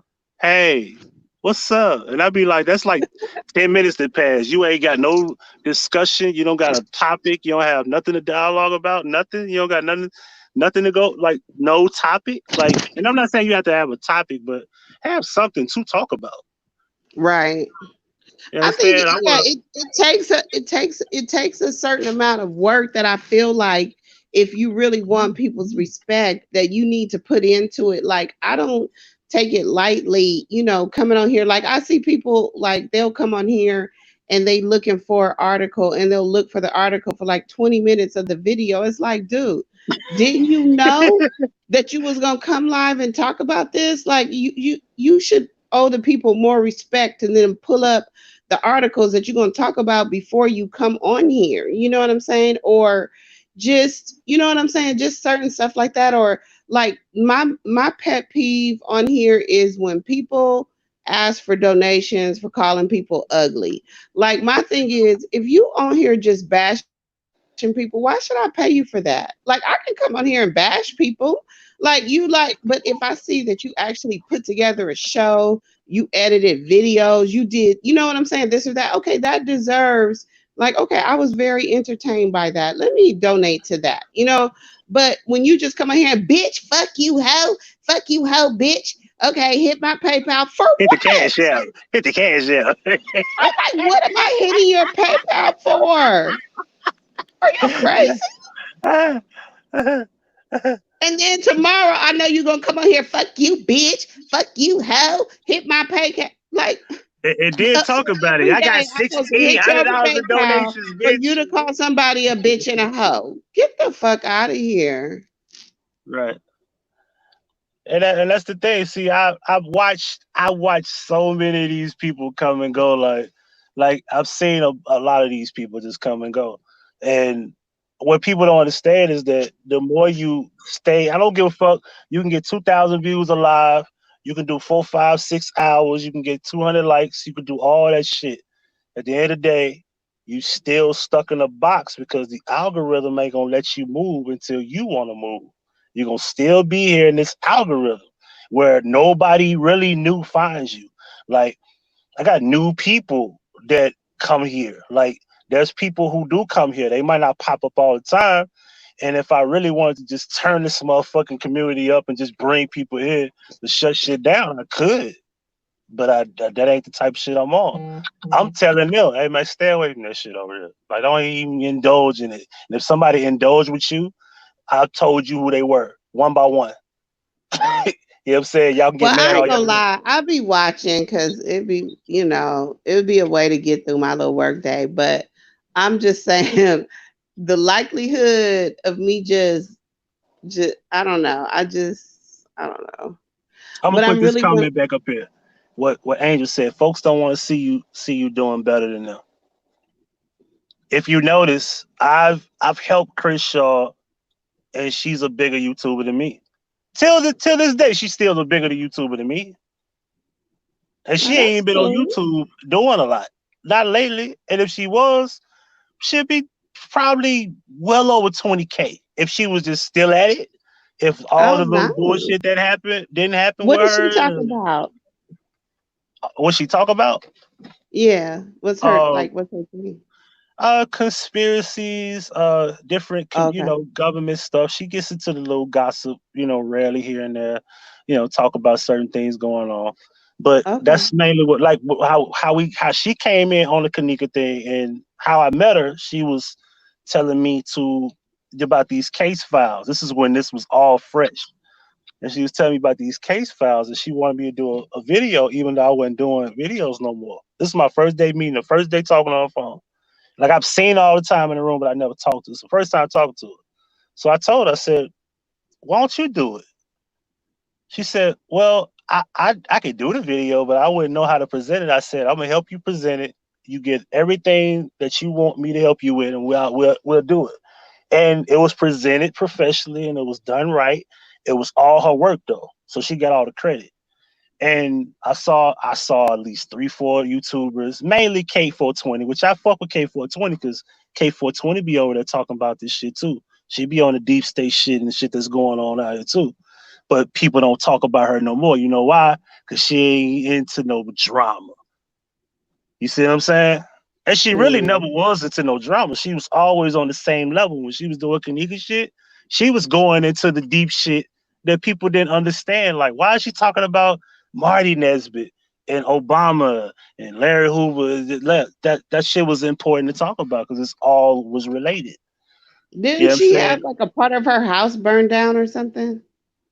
I think she had like a gas leak or something in her kitchen, something Oh crazy yeah, okay. happened. I think I know who she is. Yeah. But what I'm saying, I say all that to say is that she's bigger than me. Reckless, another YouTuber who he himself would say, I gave him a voice. I don't look at these people like I'm better than them. I look at Reckless like Reckless is just as important than me or important than me. Yeah, that's what's cool. Like, I don't understand why it has to always be a competition. Why can't it just be everybody lifting everybody up? I don't get it. And you know what pisses me off even more is that many people in this community look at me like fuck you. But I'm the one, even if they not bigger than me, I've always looked at everybody like everybody got a voice. Everybody matter. You can do it too. And I've always supported every single one of these people that don't like me. All of them. Whoever don't like me, I supported every last one of them. They Then can't I say I think by hated the them. definition of community, that's not really your community then. Huh? I had to accept the fact this is not my community. Like I don't, like I don't have a lot in common with a lot of, people. So, you know, I mean, I had somebody I had somebody say, you know what? Bad and bougie. Let's do a refrigerator challenge and see who has the most food. I'm like, what? I'm like, hold on. What thing? Like, I'm A truly friend not in my challenge? What the community fuck? because anybody who fucks with me knows is I don't have no problem getting food. What the fuck? Like, don't most people have food? Like, what are we challenging? Food Let's challenge. just see. Okay, give me 24 hours. Hit your friend up. Girl, I need to buy some stamps. I was like, what? I was like, you know what? Clearly, I don't fit in with this crew. Because if you're giving me a motherfucking refrigerator challenge, like, I don't think anybody thinks, like, anybody who, comes in my chat or whatever, I don't think anybody's worried about, I don't even know if Kelly has food. Like, what? Yo, listen, if you didn't have no food, I bet your ass would be on YouTube. I Yeah. thought that was hilarious. And then they'd be like, why don't you answer certain challenges? Like, come on. I would feel stupid as a person to get on here. No, I got food. Like, get the fuck out of here. I'm not that's ridiculous. Like, come on now. So like I remember putting out a challenge that, hey, let's all do content for a week and let's just see who did the most views. Nobody answered that one. And we ain't talking about like a video a day. Let's do 3 videos a day and it'll equal up to 21 videos in 7 days. Let's see who get the most views. And we ain't talking about going live. We talking about being fair. We do all uploads. And it's got to be different subjects on each and every single video. And you have to really say something because you can't just deal out some world star shit, just put up a video and be like, this just in. President Trump going to war with China today, and then it's like 1 minute and that's it. Like, motherfucker, what do you think about it? You know what I'm saying? Say something. Do you have an opinion? Add to it. Do you got anything else you want to connect with it? Like, is there any other thing that you want to a point of reference before that? Like, you know what I'm saying? So my thing is that I don't have to beef with nobody. Beefing with people is what they want. Like, they want to see that. Like, y'all from Memphis, like, joking is what we do. Like, people from Chicago, people from the West Coast, and mainly in the South, joning and doing the Joneses, that shit is easy. It's real easy. Like, I always looked at myself like, yo, I ain't come here. I don't got no fucked up reputation. I ain't got nothing to hide. I'm not better than nobody. I'm not better than you. I think that I'm not the most intelligent person. I look at certain people on YouTube and I wish my intelligence was better than theirs. And I ain't gonna lie, in this community, I gotta be next to Fed. I want to say there's nobody intellect that can match me like Fed. Oh, I can. Well, yeah, yeah, maybe, but I'm honestly, with you. I'm just but see, my thing is that I'm just saying this is That's what why I think. like coming on debating with you. Honestly, I don't even like going on panels, but I like because you can have intelligent conversation and we could just like talk. Like that's what's fun to me. Like it's cool. Like I like to hear different perspectives, different ideas, and go back and forth off of that. I don't feel like it's like it got to turn into I hate you, Huggie. Like it ain't got to turn into that. Yeah, like nobody. Listen, I'm putting it out there. Don't nobody hate me. They're jealous, and jealous of what? I ain't nobody to be jealous about. I ain't nobody to be jealous about. I ain't shit. You understand what I'm saying? One thing I am though, is I do everything I say I'm gonna do. When I say I plan on doing something, I do it. If I took donations for this particular thing, I'm going to do that. I'm literally weeks away from getting out of the city. Like, it's just a waiting game at this point about getting a certain license. That's all I'm waiting for. And I'm out. Oh, well, congratulations on that. You understand? I got so much I plan to do, and I got options. I got work already lined up. You know what I'm saying? I got goals. I got ideas. Exactly. I got plans. I want to And that's own when shit. it's important, no matter where you are in life. It doesn't matter if you're sweeping up a parking lot or wherever, as long as you got a goal to do something different and you're working towards something else, that's all that matters. And I think that's what gets lost because people want to put down people. Oh, you work here. Oh, you work here. Okay, everybody got to work somewhere to get to where they are. You know what I'm saying? So at least if you're trying, at least if you have goals, then you can get to the next level. But if you just want to sit here and crank up a live and say, you ugly, and you don't have no goals besides that, you're not going to get to nothing because you ain't working towards nothing. Right. Because let's just be real. Some of these people on here don't got a job. And they don't have to work because if the government's taking care of you, you don't have to work. Honestly. And some people look forward But to it's that just first of the like month. I hate when people put down people who have goals and dreams. Like, okay, maybe that might not be your goal or your dream, but don't downplay that person for wanting to do whatever they want to do, whatever their next step is. Okay, you might be on a higher level, that's fine. But at least they're not just sitting there not doing nothing, being a bum. They're trying. So I just hate to see us black people putting people down like, oh, you do this, so you horrible. No, you're not. It's a stepping stone. Shit, I worked at Exactly. McDonald's before. Right. I was 14 years old. That was my first fucking job. They teach you a lot of work ethic because you got to be on your feet and you got to be hustling the whole time. If there's not a customer, you got to be cleaning something.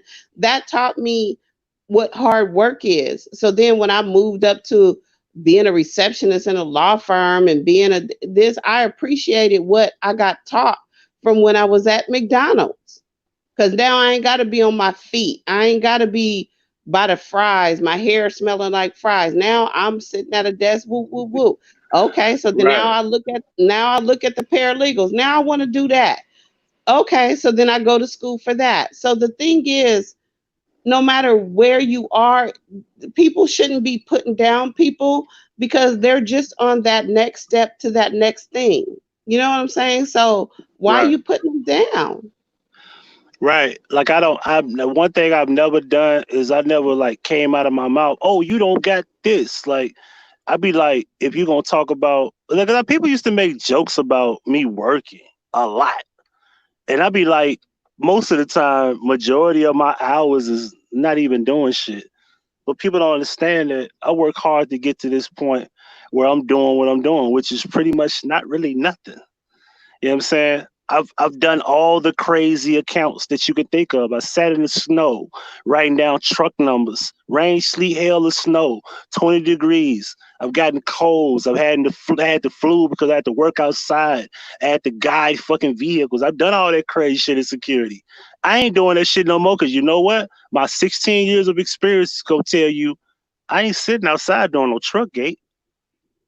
And you Exactly. ain't gonna tell me I got to, cause I got enough fucking clout to go somewhere else. Oh, you think I'm gonna sit outside and check these trucks in 20-degree weather? Watch I don't. And I'm finna walk out your. Listen, it was a recent company I just was applied for, and what happened was I got my license. I lost my guard license because I never really had to have it because of my jobs I've been with for months.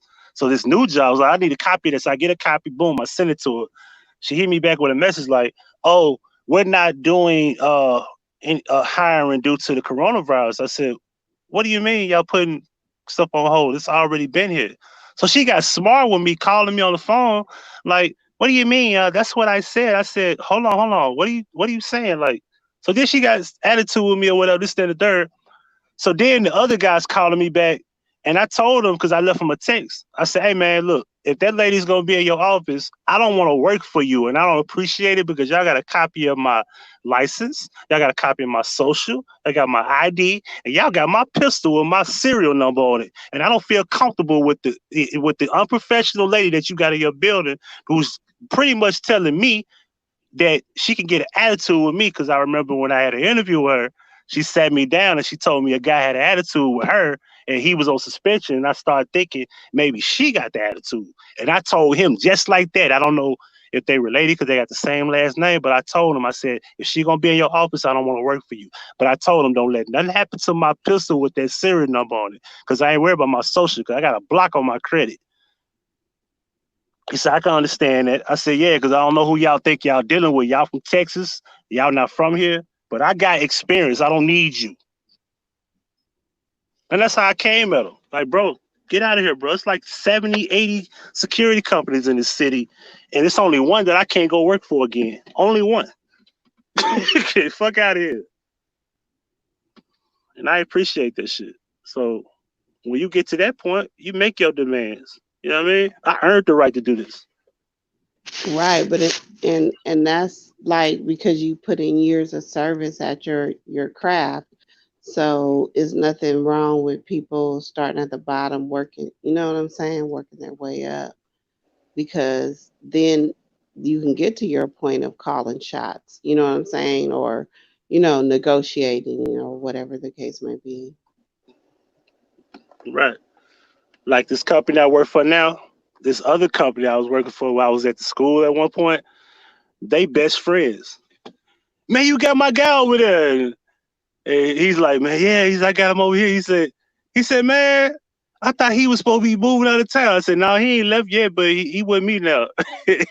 But he spoke highly of me, like, yeah, you know what I'm saying? Like, man, I met him at the club. We was doing security at the club, man. He was like, man, one thing about him, he dedicated to his work, and it just feel good to hear that. You know what I'm saying? Because, like I said, people don't really know you in your real life. People don't understand who they like. My guy Robert Knight. Been knowing him since 6th grade. We went to middle school and high school together. We ain't been around each other a whole lot as adults, but we've seen each other online. But he knows me personally. He knows people that know me personally. I know his sister. I knew his mom and his dad before they passed. I knew what type of person he is. I know what type of caliber of a parent he is, and he know who I am too. So people on here that I bring on here know me. Most people, you don't even see who the fuck they know in their real life. You don't see they real friends. You don't see they real relatives and people that grew up with them on here because they hide who they are. You would have saw somebody come out of the woodwork and like call themselves try to expose me. My baby mama don't count. That motherfucker, that motherfucker left me a message. Oh, I'm tired of the shenanigans, so I let you know she was playing around with y'all in the first place. Y'all all got played. I had told them that. Like, yo, I'll call that chick right now. She'll shut all this shit down and stop playing with y'all. All she just want me back. That's it. That's it. But that brings me to another point of the calling of the people. Like, I don't know. It's just, I mean, whatever. I'm sorry. You can speak on all my. They're calling other people. It's like, just I don't get it because, like, almost I'm sure everybody on this whole motherfucking YouTube got either them or a relative that got a baby mama that got something bad to say.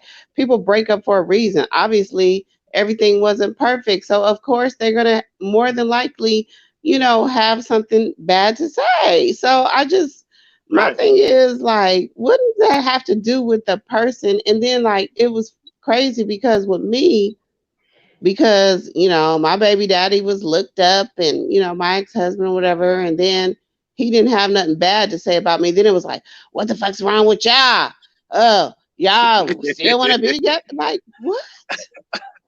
Is that what I'm saying? We just still, like, we have 4 kids together. Okay. Like, they act like this is what baffles me.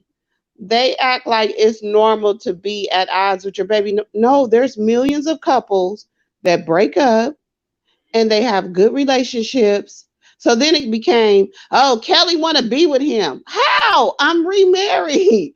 What? He's remarried. No, we just don't. Like people Y'all do get called remarried. him. People do He get didn't married have to other nothing people, bad right? to say about me.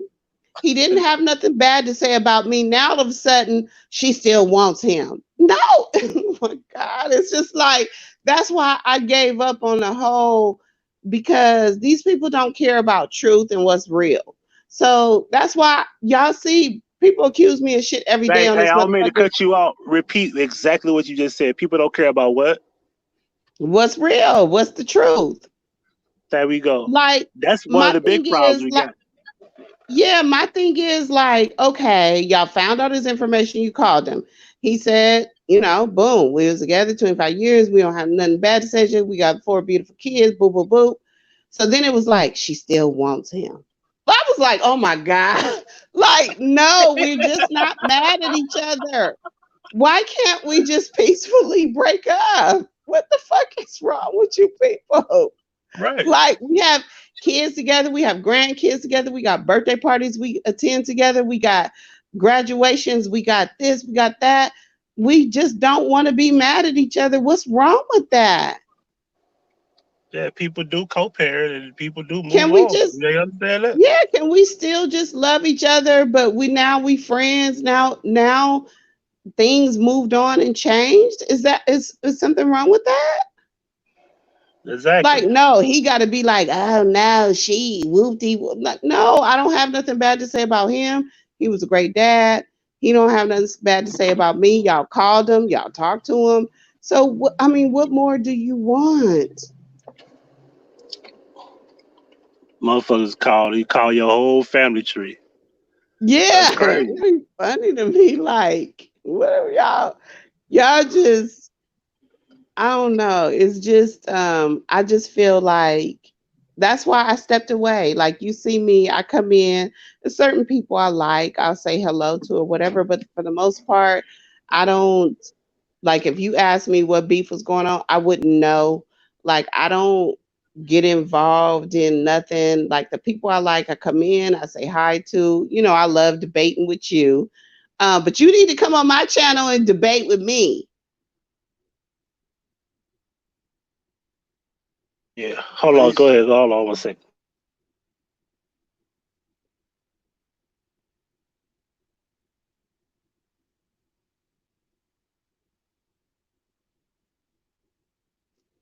Oh, this looks good.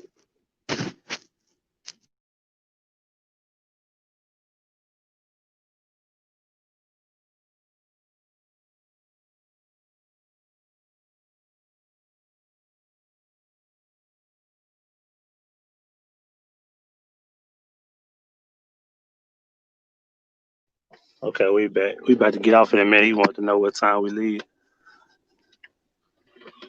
You off work? No, not yet. I get off in a few minutes. Oh, But yeah, nice. So I but yeah, kept you people. company throughout your whole time you was at work. I don't know. I mean, this what I do. Like, sometimes I'll be at work and sometimes I'm not. Like, but the StreamYard shit, I definitely don't use StreamYard at home. I use StreamYard at home once. I like using my other program because I like to be at full control. I don't got no full control. Like, I wanted to show the article so you could actually see it and be more You can visual. do Like, that on StreamYard. on the phone, you can't. Oh, Yeah, okay. that's what I hate about it. If I had a laptop, yeah, but on the phone, you can't share the screen. Let me see if you could do it. Maybe they upgraded by now. Let's see. Is there a share more settings? Nope. Nope. They still don't have a share option yet. Let's hope they fix that one day. Well, But it yeah, was fun yeah, but hanging out with you through my insomnia. I don't know. I fell asleep at like 7 o'clock. So I woke up at midnight and I couldn't sleep no more. So then yeah, you I forgot called me you up on here. West So I had Coast to time. run down here to the den and talk to you. But it was a good conversation. I mean, I don't You should know. go. You should go in depth about that. About what? About the Marques Houston thing. Like I I'm like not, I I'm be done like I with got it. like I have so many topics. I just don't like touching them all. I try to leave them alone. Like I got like a notebook of shit to just talk about. I Okay, just so I'll you show gonna you come some on and ideas. debate with me about it? As long as I like if cause I'll be asleep. I'm not even gonna lie. I'll be up around about 2, 3 o'clock this afternoon. But then when I get up, I gotta be at work at 5. But I might be moving around. You know what I'm saying? Like I got up today at 12 and went right back to sleep. I was supposed to get up and my cousin was knocking at my door. I was stuck asleep. I told him I was gonna be up at 1 and I wasn't up at 1. I went back to sleep. So shit happens. You know what I'm saying?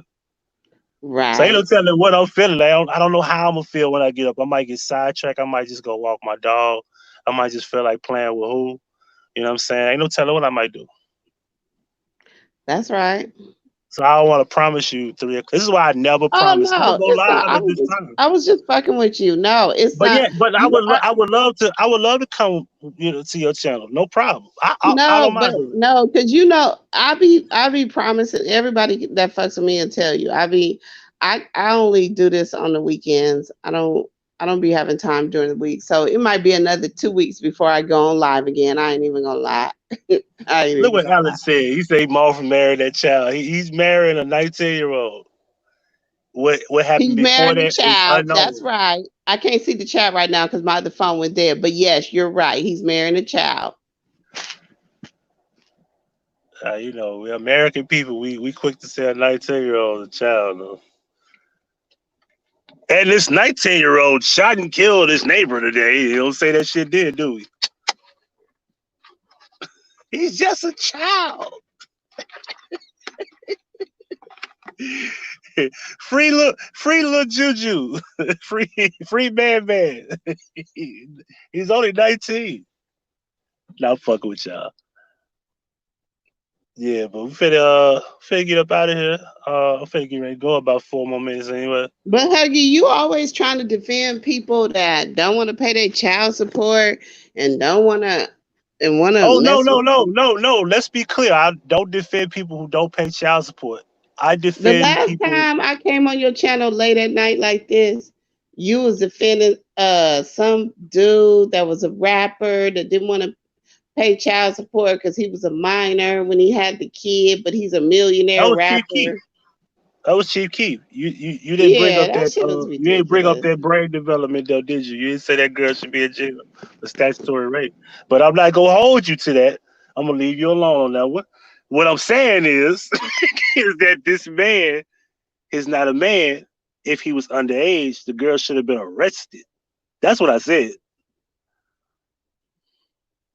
And you refuse to admit that. It's just like you look at Marques Houston, this girl's 19. Now, what happened beforehand, we can only assume. We can't prove that this girl was underage. We can assume, can't prove it. However, Chief Keef was clearly underage when she got pregnant by him. And we don't hold that woman accountable till this day.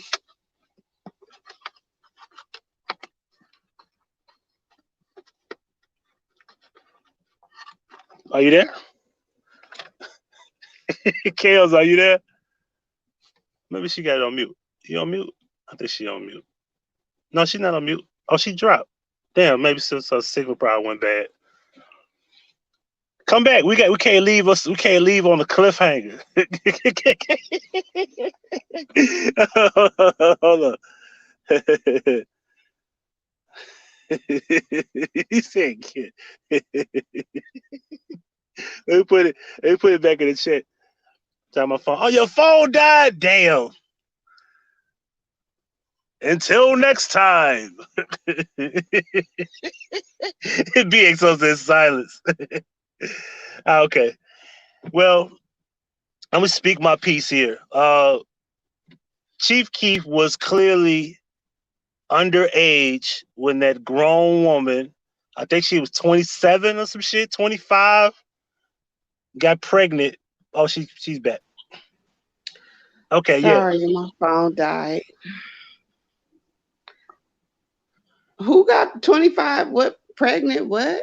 What happened? I forgot the girl's age. The Chief Keef's baby mom, the girl was an adult, right? And he was underage. Is that correct? Right. And then you was advocating that he shouldn't have to pay child support because he was underage, which was ridiculous. No, no, no. I said the girl should be arrested. That's why he shouldn't be paying child support. He should be arrested. Okay.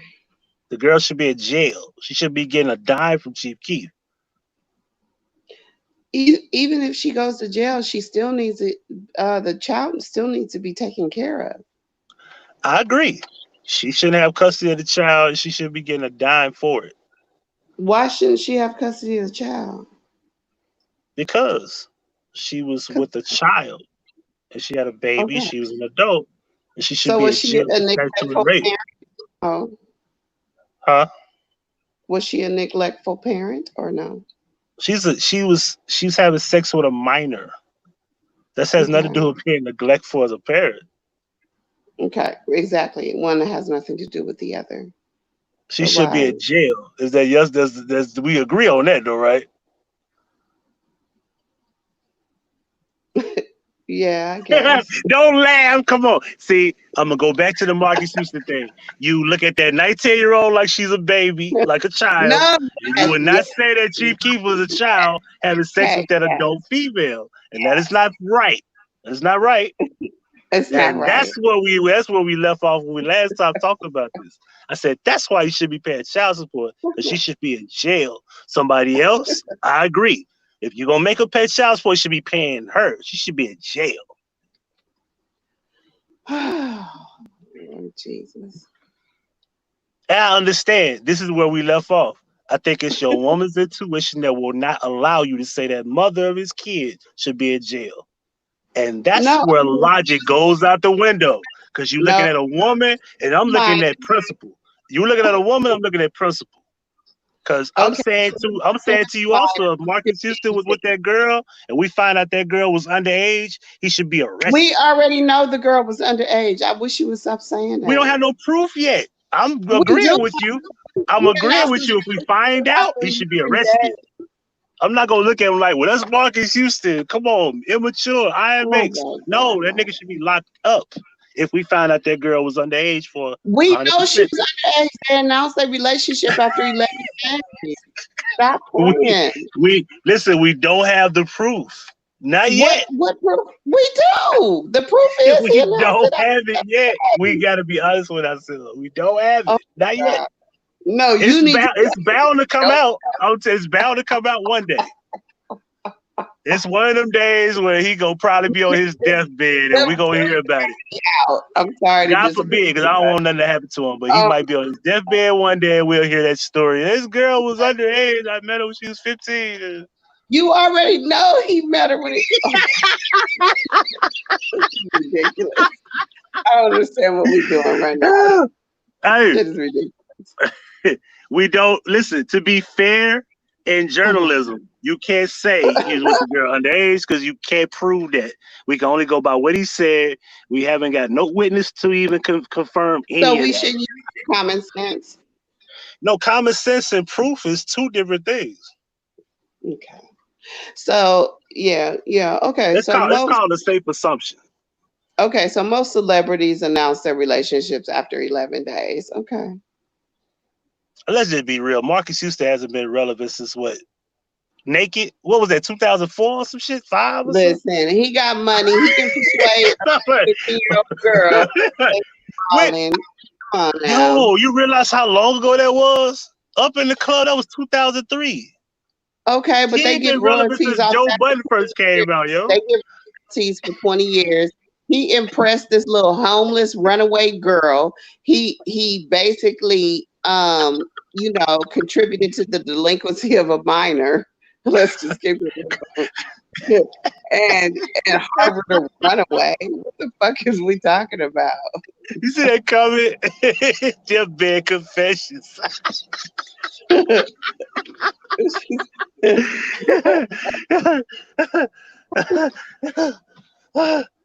Okay, well, in journalism, the proper thing to say is we can assume, but we can't prove it. And like I said, it's too many people around, and he's not relevant enough to hide it. Sooner or later, it's going to come out. You're going to have the parents. You're going to have the adopted parents. It doesn't matter. They're married. It doesn't matter. People need to just move on. Somebody somewhere is going to say either that girl was with me when she was 15 or she wasn't. If she was with no one, she had to be with him. And the conspiracy theory in me is saying that the industry has some fucking role in this, where they took that girl somewhere and they did something with her. No, the industry don't have shit to do with this. There's millions of runaways. Oh, trust me, they do. Trust me, they do. Okay, she's a runaway. She's a beautiful girl. Listen, I'm from LA. Listen, if you pretty, okay, a lot of shit can happen for you. One of which is you can get scooped up by an artist and get taken care of. That's normal shit that happens every day. Let's stop playing games like we don't know what's going on.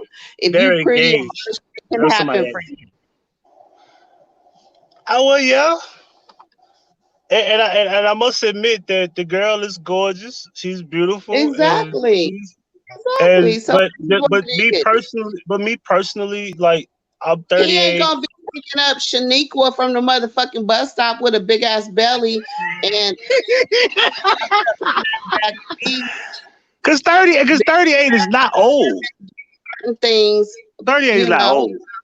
It's just we frown upon somebody double our age. But like I said, I know plenty of women, high school. And I want you to be honest with it. You knew girls that you went to school with. Young girls was 16. They was fucking with them 25-year-old niggas with jobs and cars, right? Be honest. Yeah. You knew about them.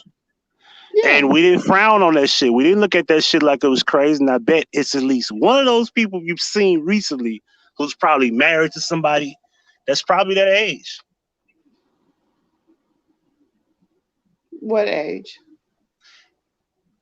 Like, let's just say they're your age, right?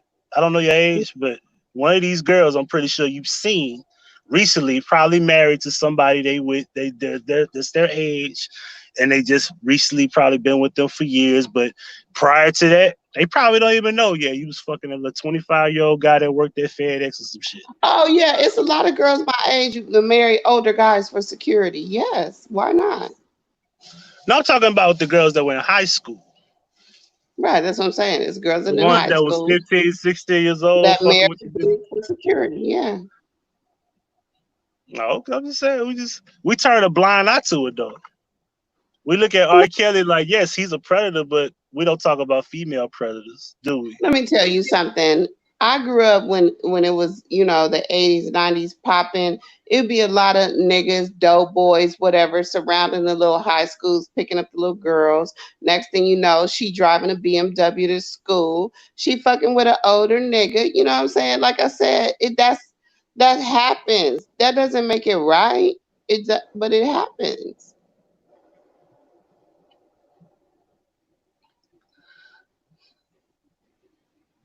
Hold on, right quick.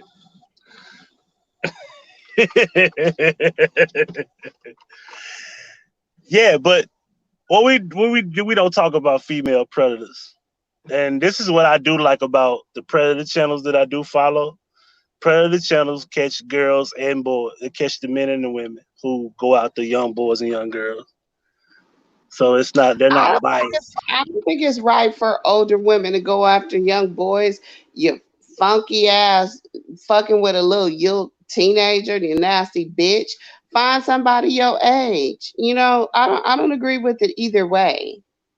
I'm not saying you agree with it, but you downplayed the Chief Keef thing because she's girl got to get paid, right? No, I didn't. I didn't. I just said that you said no. Let's get it straight because this is the one thing, Huggy, where we have a problem. I don't like people misquoting me.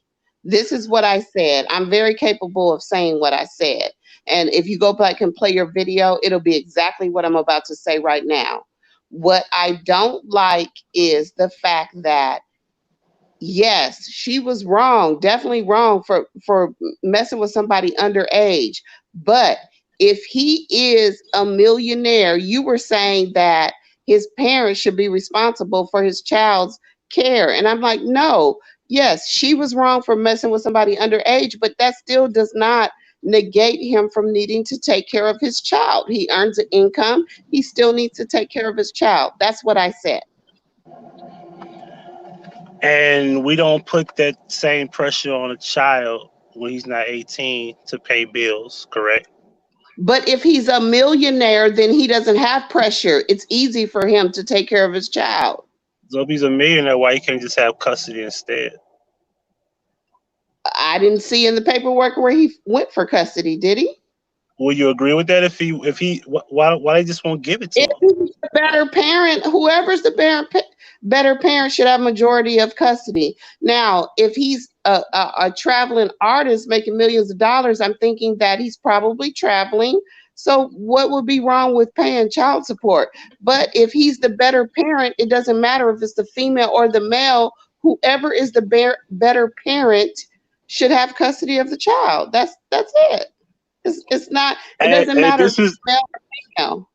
and this is the problem that I have with child support. I just think that if a man has to pay you and he makes more money than you, it's irrelevant. You should have custody of the baby. But Will maybe you for agree? whatever reason he doesn't want custody of the baby, or maybe he wants You 50%. can't throw that equation in. We're talking about logical point about money. Who's making the most Yeah, money? I'm talking about logical things. If the couple decides I'm a rapper, I'm on tour 9 months out of the year, I can't physically take care of a baby. So why don't you take care of the baby and I pay you? Or if she was a female, if she's a female, she's, let's just say, top female artist, and she says, guess what? I'm on tour. I can't physically be here for the baby every day. I'll pay you. What's wrong with that? Whoever is the best parent should have the child. Whoever can't have the child should still contribute to their everyday living. It's I very think simple. I think being that he's a millionaire, he's on the road, don't necessarily mean you still can't have custody. Why can't you just Okay, have a He Hold on, filed hold on, hold on, hold on, hold on. Let me finish. Why can't he just have a daycare provider or somebody to watch the baby while he's on the road? right. That's fine. That's fine. If he says, I'm going to be on tour and I got this, daycare facility set up and I feel like I'm the better parent, and she says I'm doing whatever she's doing and I feel like I'm the better parent, whoever the court decides is the better parent should have the child. It doesn't matter. But you know they don't say it in court, right? What do you mean? They don't just give custody to no man because he's a better parent. You know that, right? Oh, no, I don't know that. Yeah, they don't just do that. Like, even if he make the most money, they don't look at it like, oh, he makes the most money, we're gonna make. It doesn't matter who makes the most money. That should matter. This is what child support is about, No, correct? it doesn't. Hold on, because so why am I supporting a woman who need my money more than I have my own? I have more than her. it's just about who has most. But if you can't be there day to day with your child and she can be there day to day, it shouldn't matter about who has what money. When okay, let's just look at it like this. When you have a couple that's raising kids together, sometimes you have at-home moms, right? Or you have at-home dads. Is either of them roles more important? No, it's not. It doesn't matter who's bringing in the money. It matters who's day to day able to provide that care. It's just that when you're together, you acknowledge, okay, I'm out here, like with me and my ex-husband, he was a breadwinner. I was at home with my kids. It doesn't mean that he's more important or I'm more important. We're working together. So why should it be different if we're separate? Somebody's going to provide the day-to-day operations. Somebody's going to be more of the breadwinner. What's wrong with that? It doesn't matter if it's the male or the female. So this is the problem. So is it about being a better parent or who make the most money? Because I thought child support was all about financial support for the kid. Right. So if you have a mother, just like the example I just gave, if you have a mother that's at home with the kids all day and you have the father that's out here being a stockbroker or rapper or whatever he's being, okay? He can't be there all the time, but does that make him less of a parent? No, he's a breadwinner. She can be here all the time. So just if it was vice versa, if the wife was out making a lot of money, like I have a couple that's one of my best friends. She makes the money. He stays at home. Does that make him less? No. They have a union. So if they break up, he's still the best person, just like he was when they were married. When they're separated, he's still the best person to be at home with the kids. She's still the best breadwinner. Why wouldn't she help him out and give him money? He's doing the day-to-day job. That's common sense. But that's not how this goes in court. You're painting this picture with a broad brush. You know that, right? No. I'm 52 years old, Huggie. I've had plenty of friends. I'm watching my chat room. Are you watching the chat room? No, I'm not. People know that there's men going to court who are not getting what they should, which is there's guys who are not busy, where they have time, right? Because if you got to work and I got to work, and not many women are just sitting at home being like stay-at-home mothers. That's like a rare thing, right? So we can be honest about that. And most of these people that are stay-at-home, hold on. Most of these stay-at-home moms are women on welfare. That's what you're not gonna say. That's not my experience. We can be honest about that. No, that's not my experience. Oh no, we can't talk about your experience. That's not my experience either. Because I'm a man. But I know that's what goes on in the world. I hate right? Black women and make it seem like all Black women is at home on welfare. No. See, now that's an emotional response, Kellz. That's a fact. Okay, but that's a lot of women on welfare are stay-at-home moms because they're supported by the government. That's why they're at home. But that's not all women. We ain't talking about all women. We talking about something that goes on. We talking about something that does happen. That's what social media tries to put on black women and try to make it seem like we're all. Wait a minute. So this is made up. This is made up. So yes, the majority. Yes, it is made up. The majority of women that are on welfare are white women. It's not black women. That's reality. It's more than it should be. Okay, that I agree with that.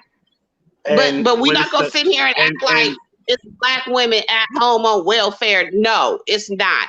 The majority of women at home on welfare are white women. Word. Hold on. I got to pull over on this one. Most black hold on. Are you saying most black women aren't on welfare? Yes, I'm saying that. And you're a caseworker saying this. No, I'm not a caseworker any longer. But at the end of the day, you used to be. Wait, can I finish my sentence? Because this is where we always get into an issue. What I'm saying is that, okay, that might be what you're surrounding yourself with. That may be what's in this so-called community. But in the end of the day, the statistics show that most black women are not on welfare. Most black women, they may be underemployed. They may not be making what they want to make. But most women is out here, black women is out here trying to get it. Okay, it's a few majority of women out here laying on their ass, not doing shit, accepting. That's the few. And yeah, that might be a lot of what is in this community, but that's not the majority of black women. And I will not let people. I'm offended by you keep talking about this community. I'm not talking about this community. No, I'm not talking about this community. What does the community got to do with what we're talking about? Okay, fine. But what I'm not going to do is let people, when I am present, put a label on black women like we're all laying up. Okay.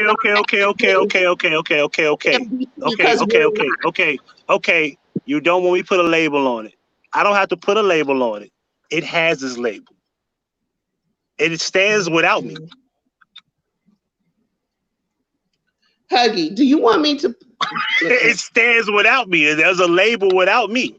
I don't validate the label that's put out there. Like, but I'm not. Listen. Hold on. Let me say this.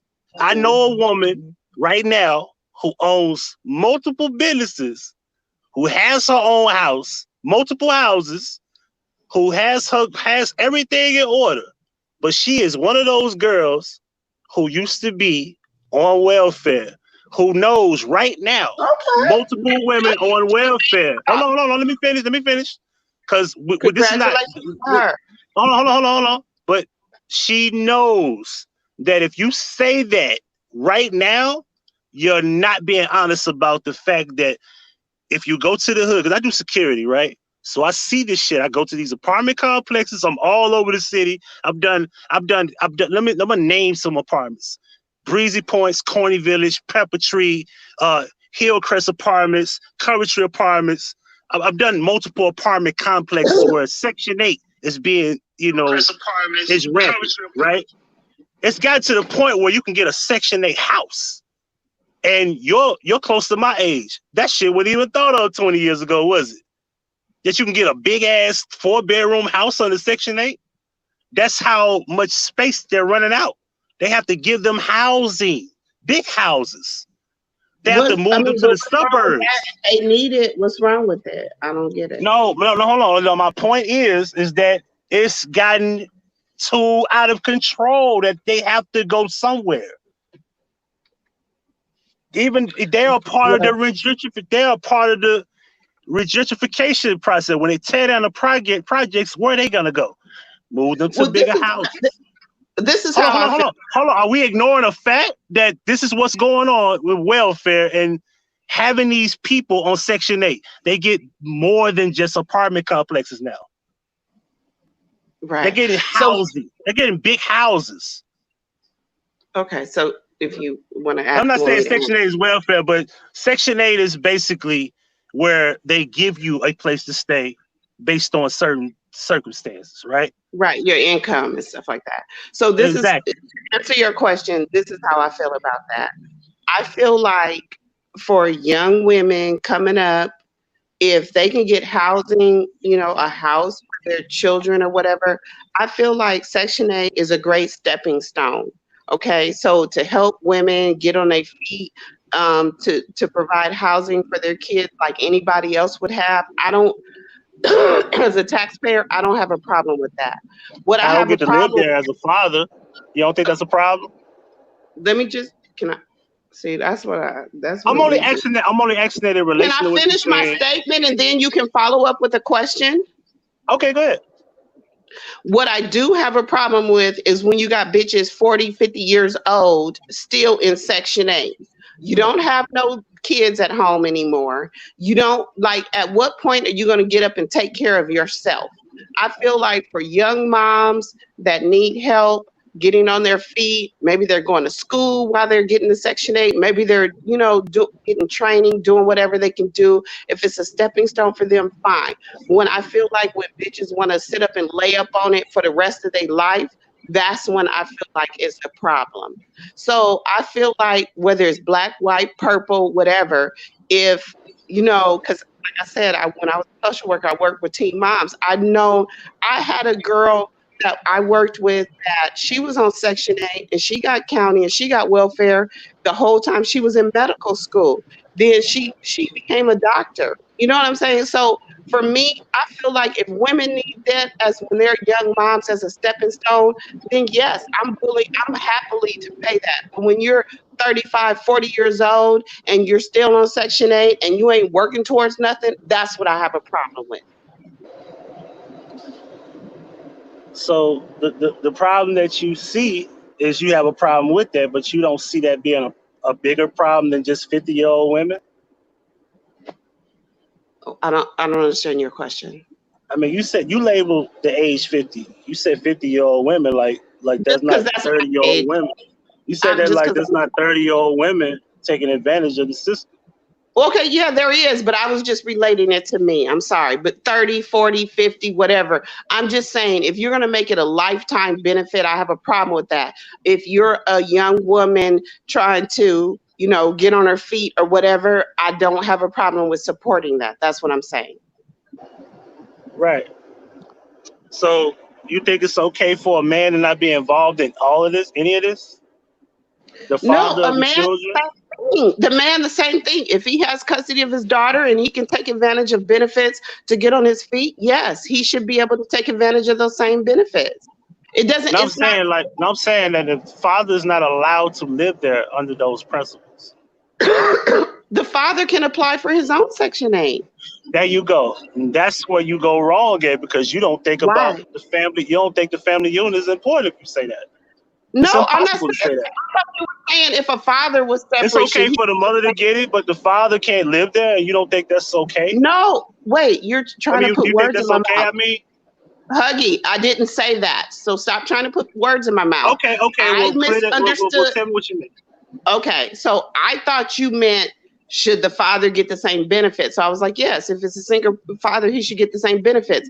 But couples can take advantage of Section 8 as well. Section 8 has to do with your income level. So whether it's one or two people in the house, it can be a mother and a father in a house together and still get Section 8. So that's not an issue. It has to do with income levels. If the mother and the father qualify, they can get it together.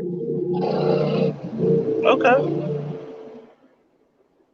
but it's very rare that even is an agreement. No, that's We do not know very this. rare. That's not No. okay. So we have all these advantages of single mothers. They get everything they want because all they gotta do is just have the baby. If a dad has custody of his child, he can We're take not talking advantage of about the women. same. We're not talking about fathers having custody. We're talking about single mothers having custody of the kids. This is what we're talking about. Okay. Okay. Single fathers is rare. Yeah, and I'm a man saying that. Okay, that's in your experience. That's not in my experience. No. It's not my experience to be a single father. I'm saying that that's rare No, to no, no. see I'm saying and that's in hear your about. experience, what you view, how you view it. That's not how I view it. That's what I mean. Correction. So you can view it on a personal level, or you could be honest and say that's rare to hear single fathers say they're single fathers.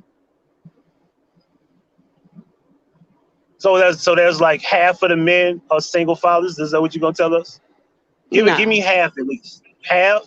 Because if it's not no. half, it's very safe to say a good percentage would be what, 20-25% of the men who are fathers or single fathers? Yeah, It I would would be agree. nice by saying 20-25% of them.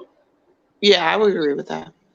Because it's complicated for a man to get custody in court in the first place. Yeah, it is. Yeah. I agree with that. Unless the mother hands it over, and that's not even a thing. And like it was one guy at juvenile court told me, my mother, the mother of my kid could be living in her car, homeless. She still wouldn't award me custody. I disagree with that. That's what he said. That he can say whatever he wants, but I disagree with that. It's with a guy at juvenile court. The guy that was working my case when my kid was 6 months old, he said that to me. That's an individual experience. I'm just telling you what he said. This ain't my opinion. That's what he told me. He said she could be living in a car. That's not guaranteed that I'll get custody.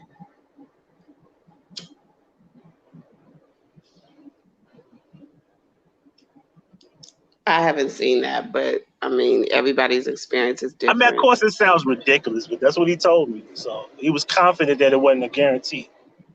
And I'll go back to this story, and I'm gonna keep bringing it up. This girl killed 2 of her children. She was in custody, charged with murder of 2 of those children she had. The other 2 children, through trauma, witnessed one, then the second one over the years. And they still told the judge, give the father of the other 2 kids supervised visitation. So who do they give custody of the kids to? At the time, it was just supervised visitation. She did not want them to go full custody with the parents. She had a choice. As a person charged with killing 2 of her children in a rage in court, she had a right to say no. But usually if they go to court, then there's put a person in charge of the welfare of the kids, and they're going to look at both sides of the situation, and they're going to decide. So what makes me like rings a bell as a former social worker is what was going on in his past to where they wouldn't, because I know like when we would take, can I finish? When we would on emergency holds, when we would take kids from the custodial parent, which a lot of time was the mother, we would seek out the father if there was any way we could, because first of all, the foster care system is overloaded, so it would be hard to find beds for kids. So the first thing we would do is seek out the father. If we could find the father, that's like the number one, like first place to place the kid. The only way we wouldn't place the kid with the father if he had some type of outstanding issue. And so then the next best placements would be either of the grandparents, either the father's parents or the mother's parents. So that's just facts. Most of the time, 100% of the time in California, when we displace a kid from the mother or the father, we look for that other parent first. And the only reason why we wouldn't give it to the other parent is if there's something outstanding with that parent. That's how. I understand all that, but the statement was said that they asked the mother, and she clearly said no. And they granted that wish. Okay, so if the mother is a killer, then they're not gonna. To be fair on her. So yeah, so they're not gonna just they're gonna do a whole workup. So that social worker is gonna be assigned. I need you to go look at both families, see where the best, and put a report. Okay. Social workers don't care who's whatever, because as you've seen from the recent case in California where social workers just got their case dismissed. They were facing major felony time because they didn't properly look out for a kid who ended up dying. So social workers don't give a fuck who it is, whether it's male or female. They're going to do the report to where they're covering their ass to make sure that wherever that kid goes is a safe environment. So they don't care if it's the husband, the daddy mama, the mama. They don't give a fuck about none of that. They want the kid placed in a safe environment. The first thing to do is, number one, is to look for the other parent. If the other parent has a good situation, that's where you want the kid to go. If not, it's the either paternal or maternal grandparents. If that's not a safe situation, then they go into foster care. That's it. It has nothing to do with favoring the mom or the dad. They're covering their ass and their family's ass and their salary. Right. I don't know. I wish Tennessee was like California. Maybe it's just a Tennessee thing, but there's even been multiple complaints, even by women alike, who said that in Memphis, Tennessee, that these people social workers don't even make full visits. They come by, they even schedule times to make these visits. They give them time to get whatever they need to get in order. Like if you got to get things in order, in most cases they let the parents use addresses that they don't live at, or they'll have a situation where they arrive and they don't do home inspections. They won't go past the living room or the kitchen. Just mark it down as a full check, and they didn't. What was funny to me is that I've had to, and that's what happens when social workers, like I said, there's been a case in California. I'll look it up and go drop it in your chat later. But 3 social workers, they got charged with a felony because they didn't do, like you said, full home checks. And this baby ended up dying. And they've been in jail for going on 2 years now. So most social workers are not, because they tell you, they drain it into you in training. If you're supposed to be making visits and you don't make a visit and a child comes up hurt or dead, you're responsible for that because you didn't make your visit. You know what I'm saying? You didn't notice. Like there's certain things you're supposed to do. You're supposed to check the refrigerator, make sure there's food. You're supposed to, like, there's things you're supposed to do. And if social workers don't do that, they can be held accountable. So if they not doing that in Memphis, sooner or later, sadly enough, what's going to happen is a child's going to end up dying or something, and they're going to be brought under the spotlight, and people are going to end up going to jail, or, there's going to be consequences to that if they're not following what they should be following. There's multiple stories, and I'll just tell you multiple here. But I've seen multiple stories across the country where they will say, this happened to a child, and then Children's Services was reportedly made visits to the home on 2, maybe 3 occasions in most cases, right? Yeah. I've never heard not one story where a social worker was held accountable for that. Oh, okay. Well, I'll definitely put it in your chat because I was actually going to do a show on it. Now, I'm not saying they don't. But I'm saying here, at least my hands and yours, I've heard multiple stories since my kid was a baby, where kids would die in a home where they made the visits, and then they end up getting killed by the mother or killed by the father, and they made these visits. Like that story that I did about that guy that said that somebody kidnapped this kid. Children's Services had been to his house. Children's Services had been to his mother's house. And one thing about it is the kid should have been removed out of the father's house in the first place. But they didn't hold her responsible for that. They let him stay there. And then eventually, boom, baby's dead. But we keep hearing this story. We even watch the news and we watch the poor baby.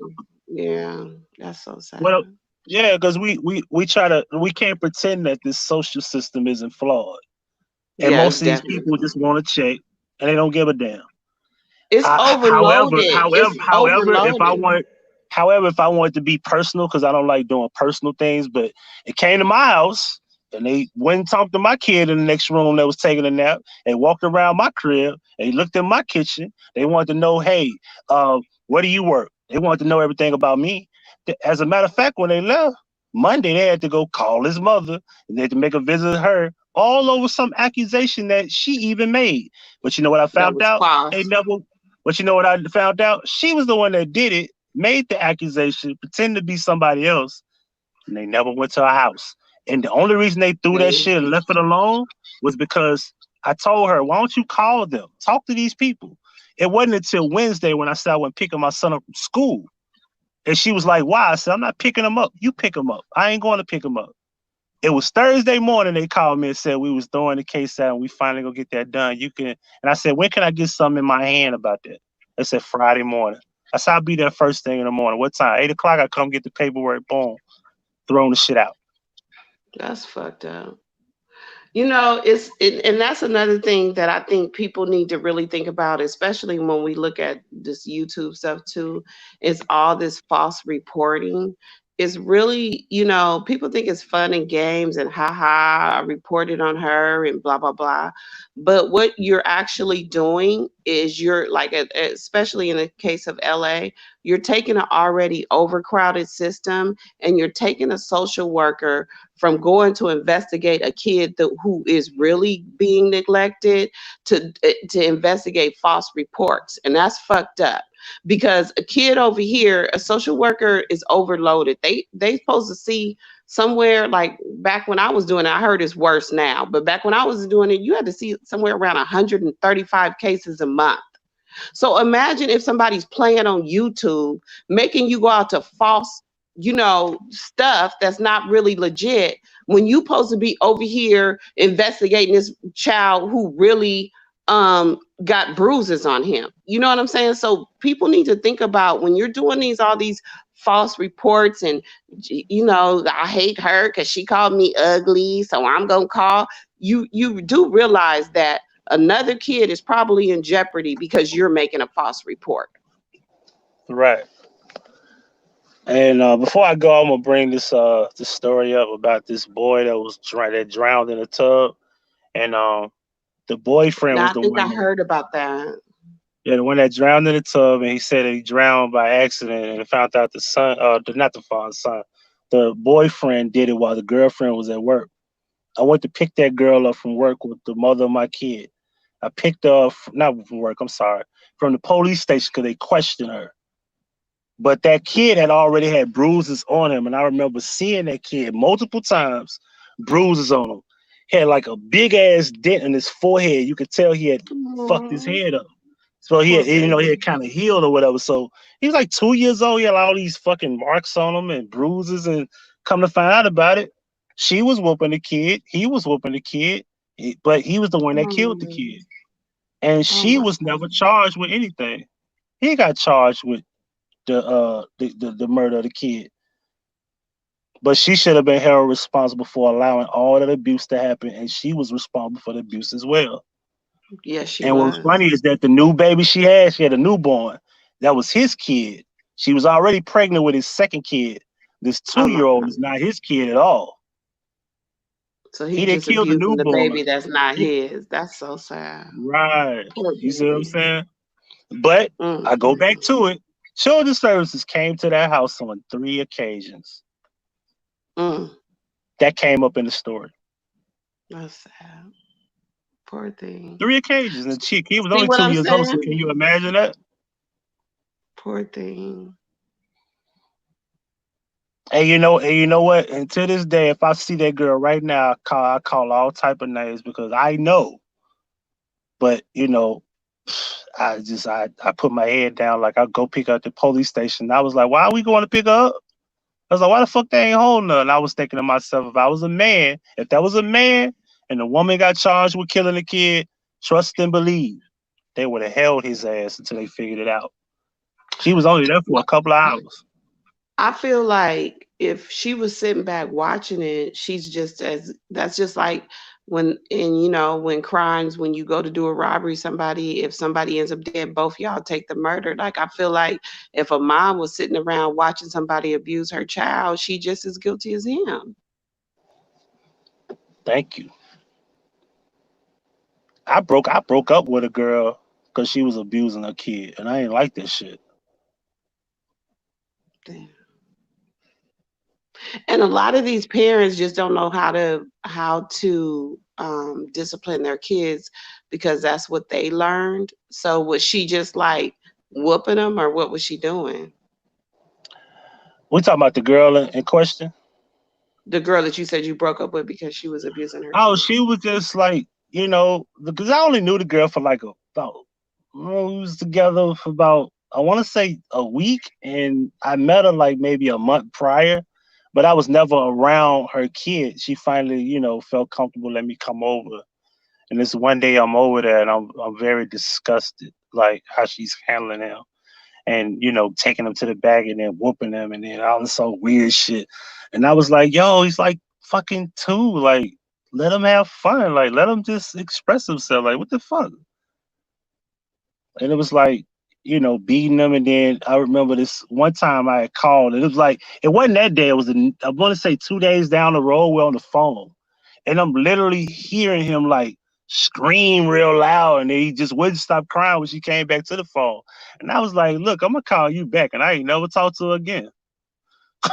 Like, yo, that shit was crazy. Like, and he was Yeah, like that's literally not like hard. screaming, like he was screaming like after she had got back to the phone.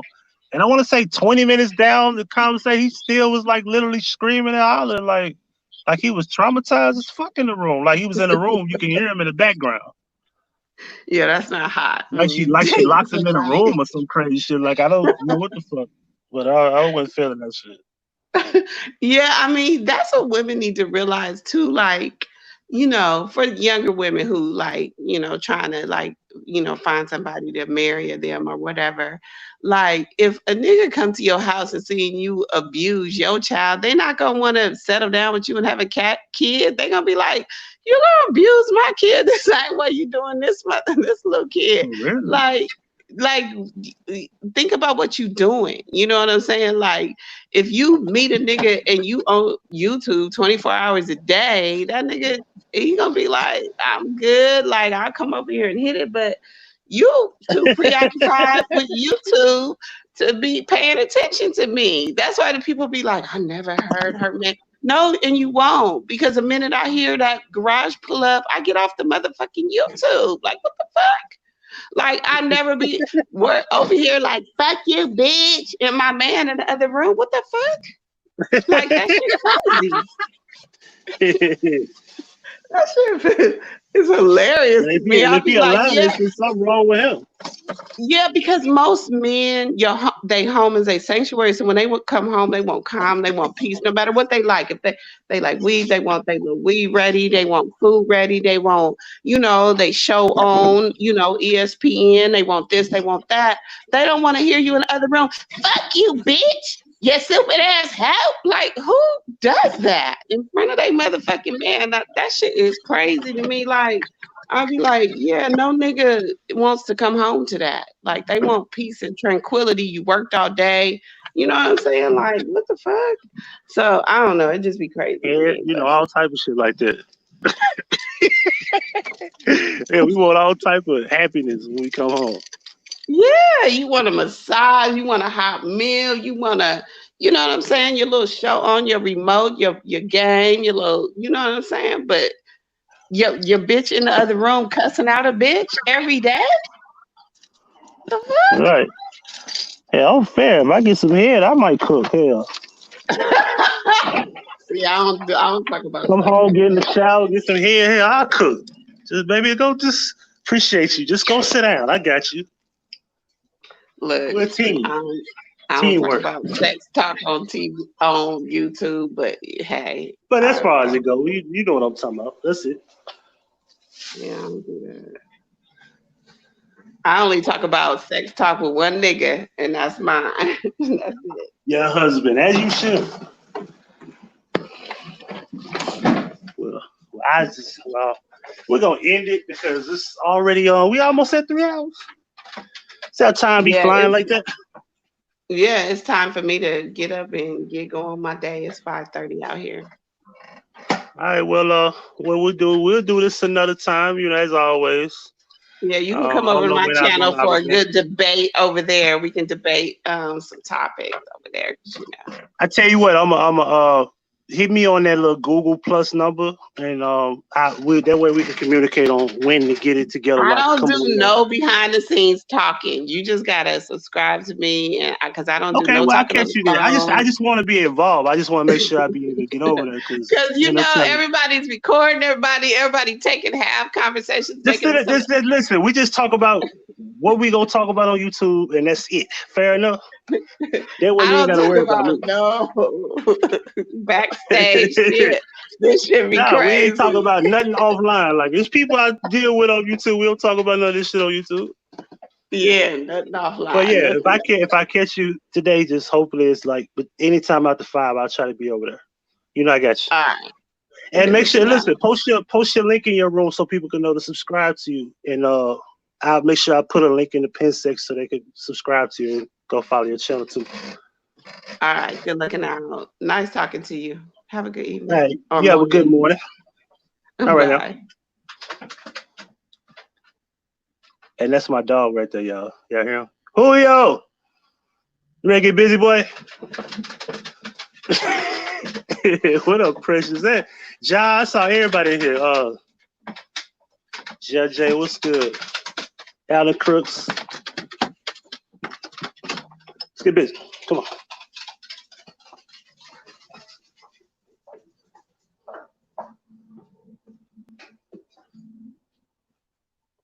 He waiting on me. I thought you were gonna go to the get busy. Let's go.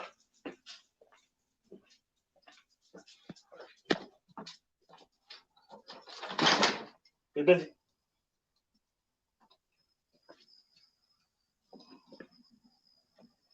Get busy. Yeah. Yo, Jay, I was trying to be nice to Kellz. I like Kellz.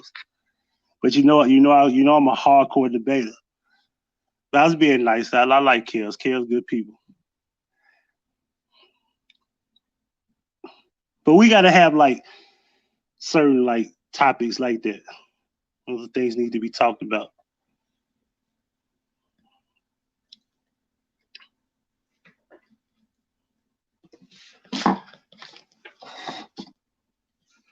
I just feel like being that I got my audience, it's my responsibility to just be honest with people that men do have it hard in these court cases, and when it comes down to us being parents, we have no rights to deny being parents.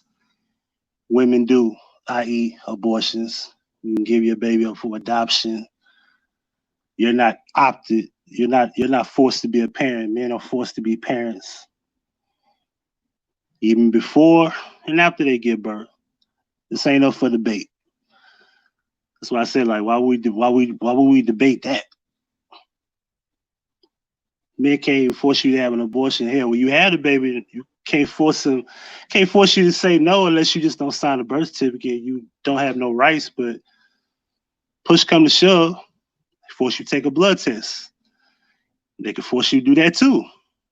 You can go to jail if you don't take a full blood test. That's still contempt of court. So it's like there's no escaping it, right? You can't run from this shit, man. For real, for real. I'm gonna end it on that note, man. I appreciate y'all for coming through.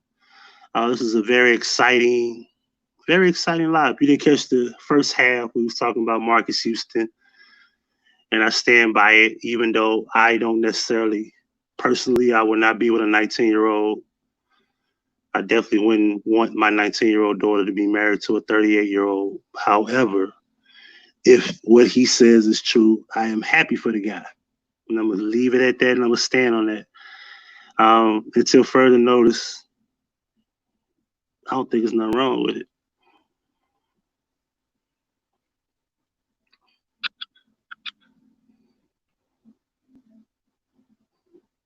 This StreamYard chat room sucks.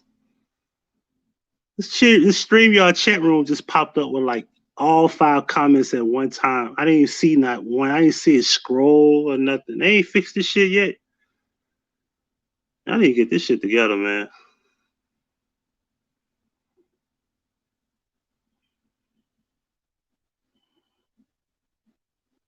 Anyway, I appreciate y'all for coming through. Checking out. Remember, male and females. I'm getting tongue-tied. Male and female is genders. Man and woman's responsibility. Don't let them tell you otherwise. Pretty girls to the dance floor, ugly girls to the parking lot. And that's Julio telling me to let him in. Check it in. Hold on, let me let Julio in. You done? Good boy. Check it in. Check it out. What's your PS name? PlayStation? Huggie P. Let me type it in the room.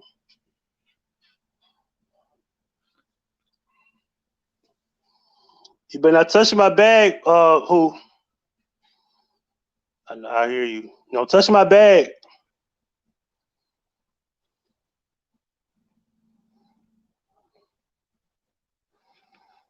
Yeah, I have PS4. Add me on PS4.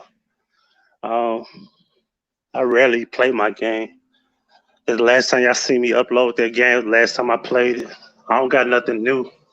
I done played Grand Theft Auto to death. For real, for real. Mr. Wanda here? I don't see Mr. Wanda in my room. I don't see her in this chat. Mr. Wanda here? Hold up. Let me open my whatchamacallit. 732.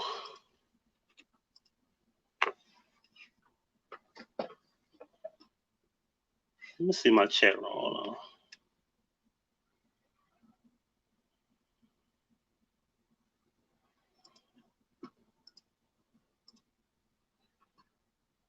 Y'all know I ain't tripping. I don't see Mr. Wanda here.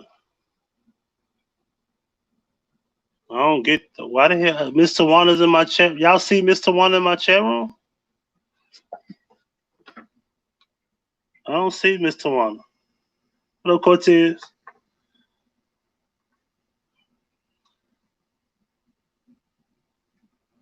Y'all don't see her in the stream, y'all, or in my chat room.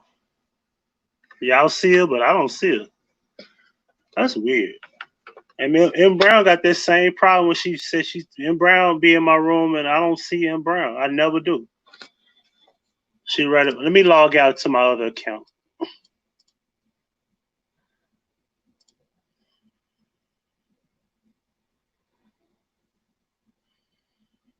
There she go. I see her now. I don't know why I can't see her then. I see her. I just tagged her. So I couldn't see her. So who else is in here I don't fucking see?